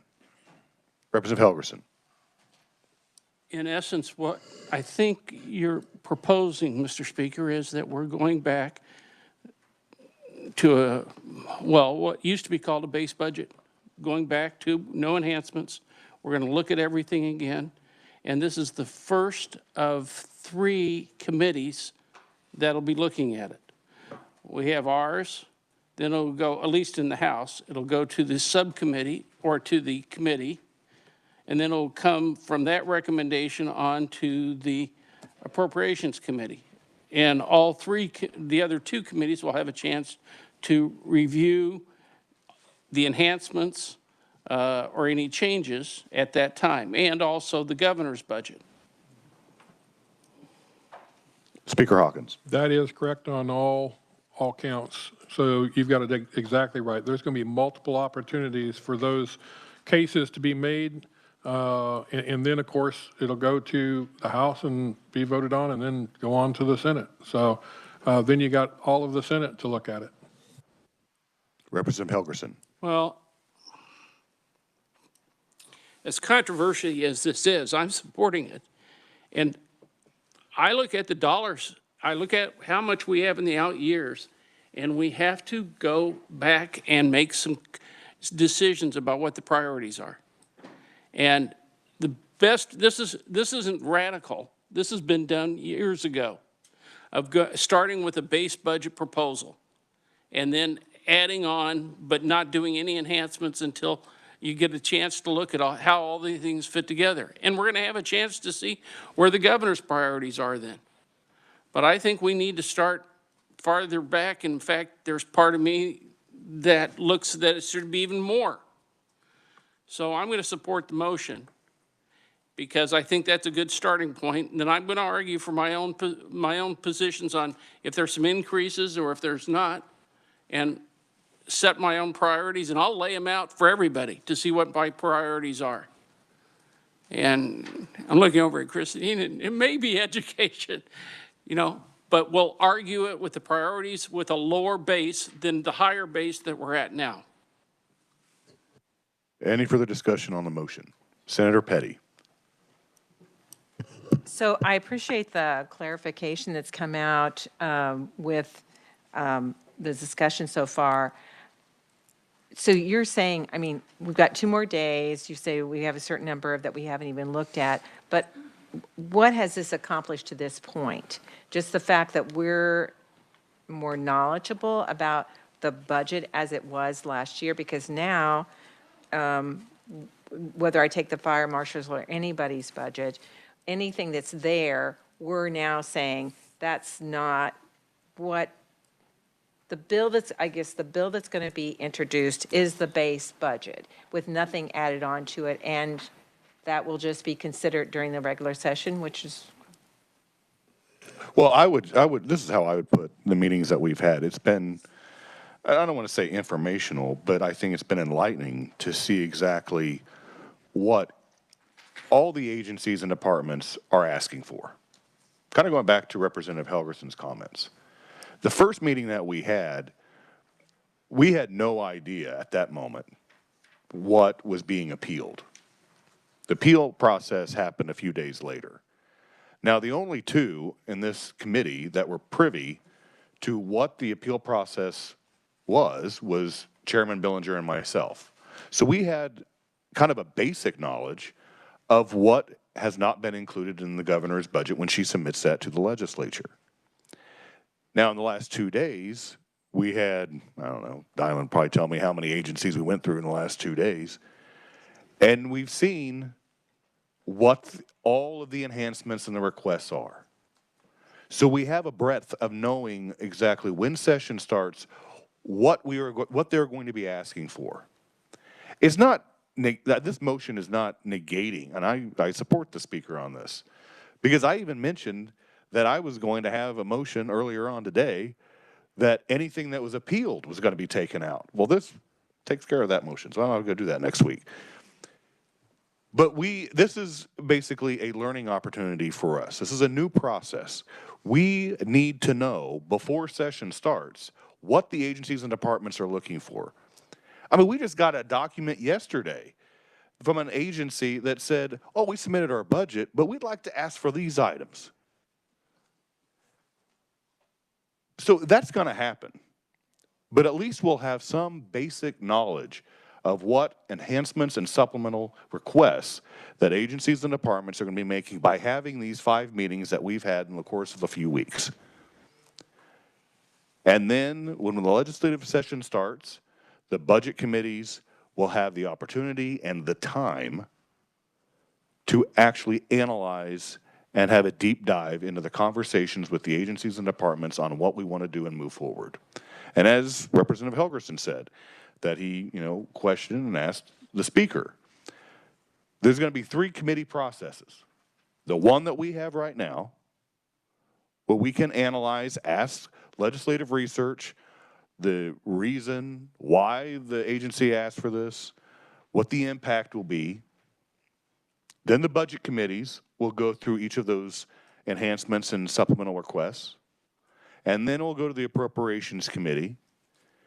And then we will scrutinize and analyze exactly what needs to be put into the budget. Not all of them that are going to be coming from the budget committees, as Representative Helgerson, I keep referring back to you, had mentioned earlier, not all of them are going to be accepted.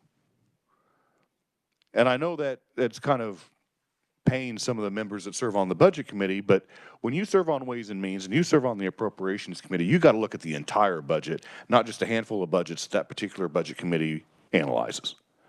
And we've got to piece the budget back together. And then, to add another step to the process, then it's going to go onto the floor, be voted on, passed, amended, and then goes to the Senate.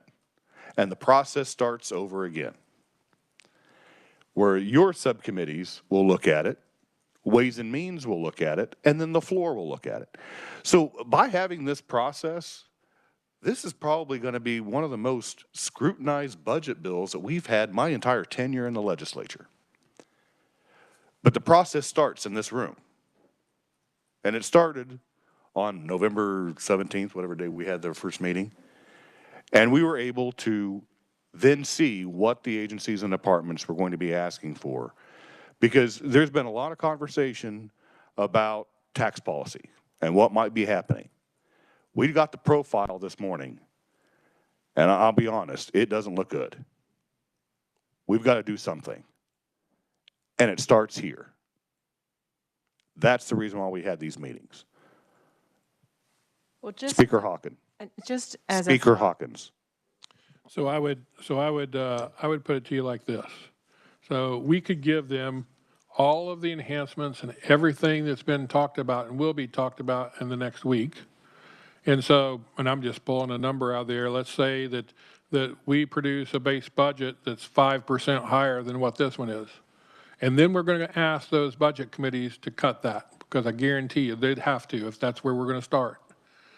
I think it's better for us to start with a base budget minus all of those enhancements, all of those FTEs, wages, salaries, everything that goes into it, and allow them the ability to say, this is a priority, we're going to add that. This budget enhancement is not a priority, and we're not going to add that. So we're not asking them to have to cut from an already bloated budget. We're asking them to start here and make decisions based on what they hear during the budget process of whether it's a priority to be included. And oh, by the way, that's just their recommendation to appropriations. Appropriations, believe it or not, they're tough folks in there. They ask tough questions. I've watched them, believe me. I've watched Henry Representative Helgerson, have his rants. I love him whenever he has a rant. I've watched Representative Williams and several others who have asked the tough questions. Hopefully, it will be a little bit easier by the time we've got there, because the recommendations that will come out of the budget committees will be reasonable to where maybe it won't be quite as tough on them, but I expect them to still be tough, because if that profile didn't wake you up, I don't know what will. We don't have, I mean, we're in almost at 2025, and we're talking about 29, physical 29's only 4 short years away. Really close. So we've got to do something now. Senator Petty. Sorry, I was interjecting there. I shouldn't have been. So as you laid it out, and maybe I'm just being too simplistic here, but the Senate doesn't sit back and wait for you guys to pass over a budget to us. I mean, we start looking at the budget. Are we waiting? Now are you talking about we're going to sit and wait for the House to do a process before we even look at a budget?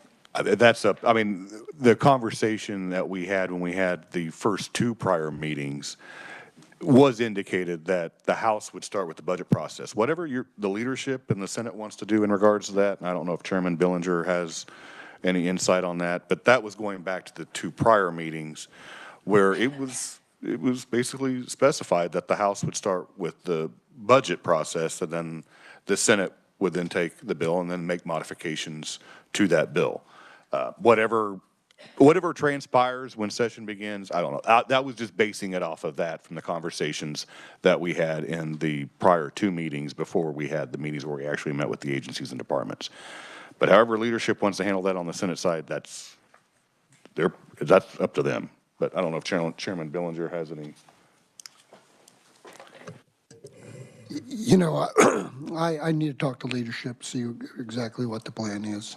I mean, it kind of changes. Representative Helgerson. Just a clarification.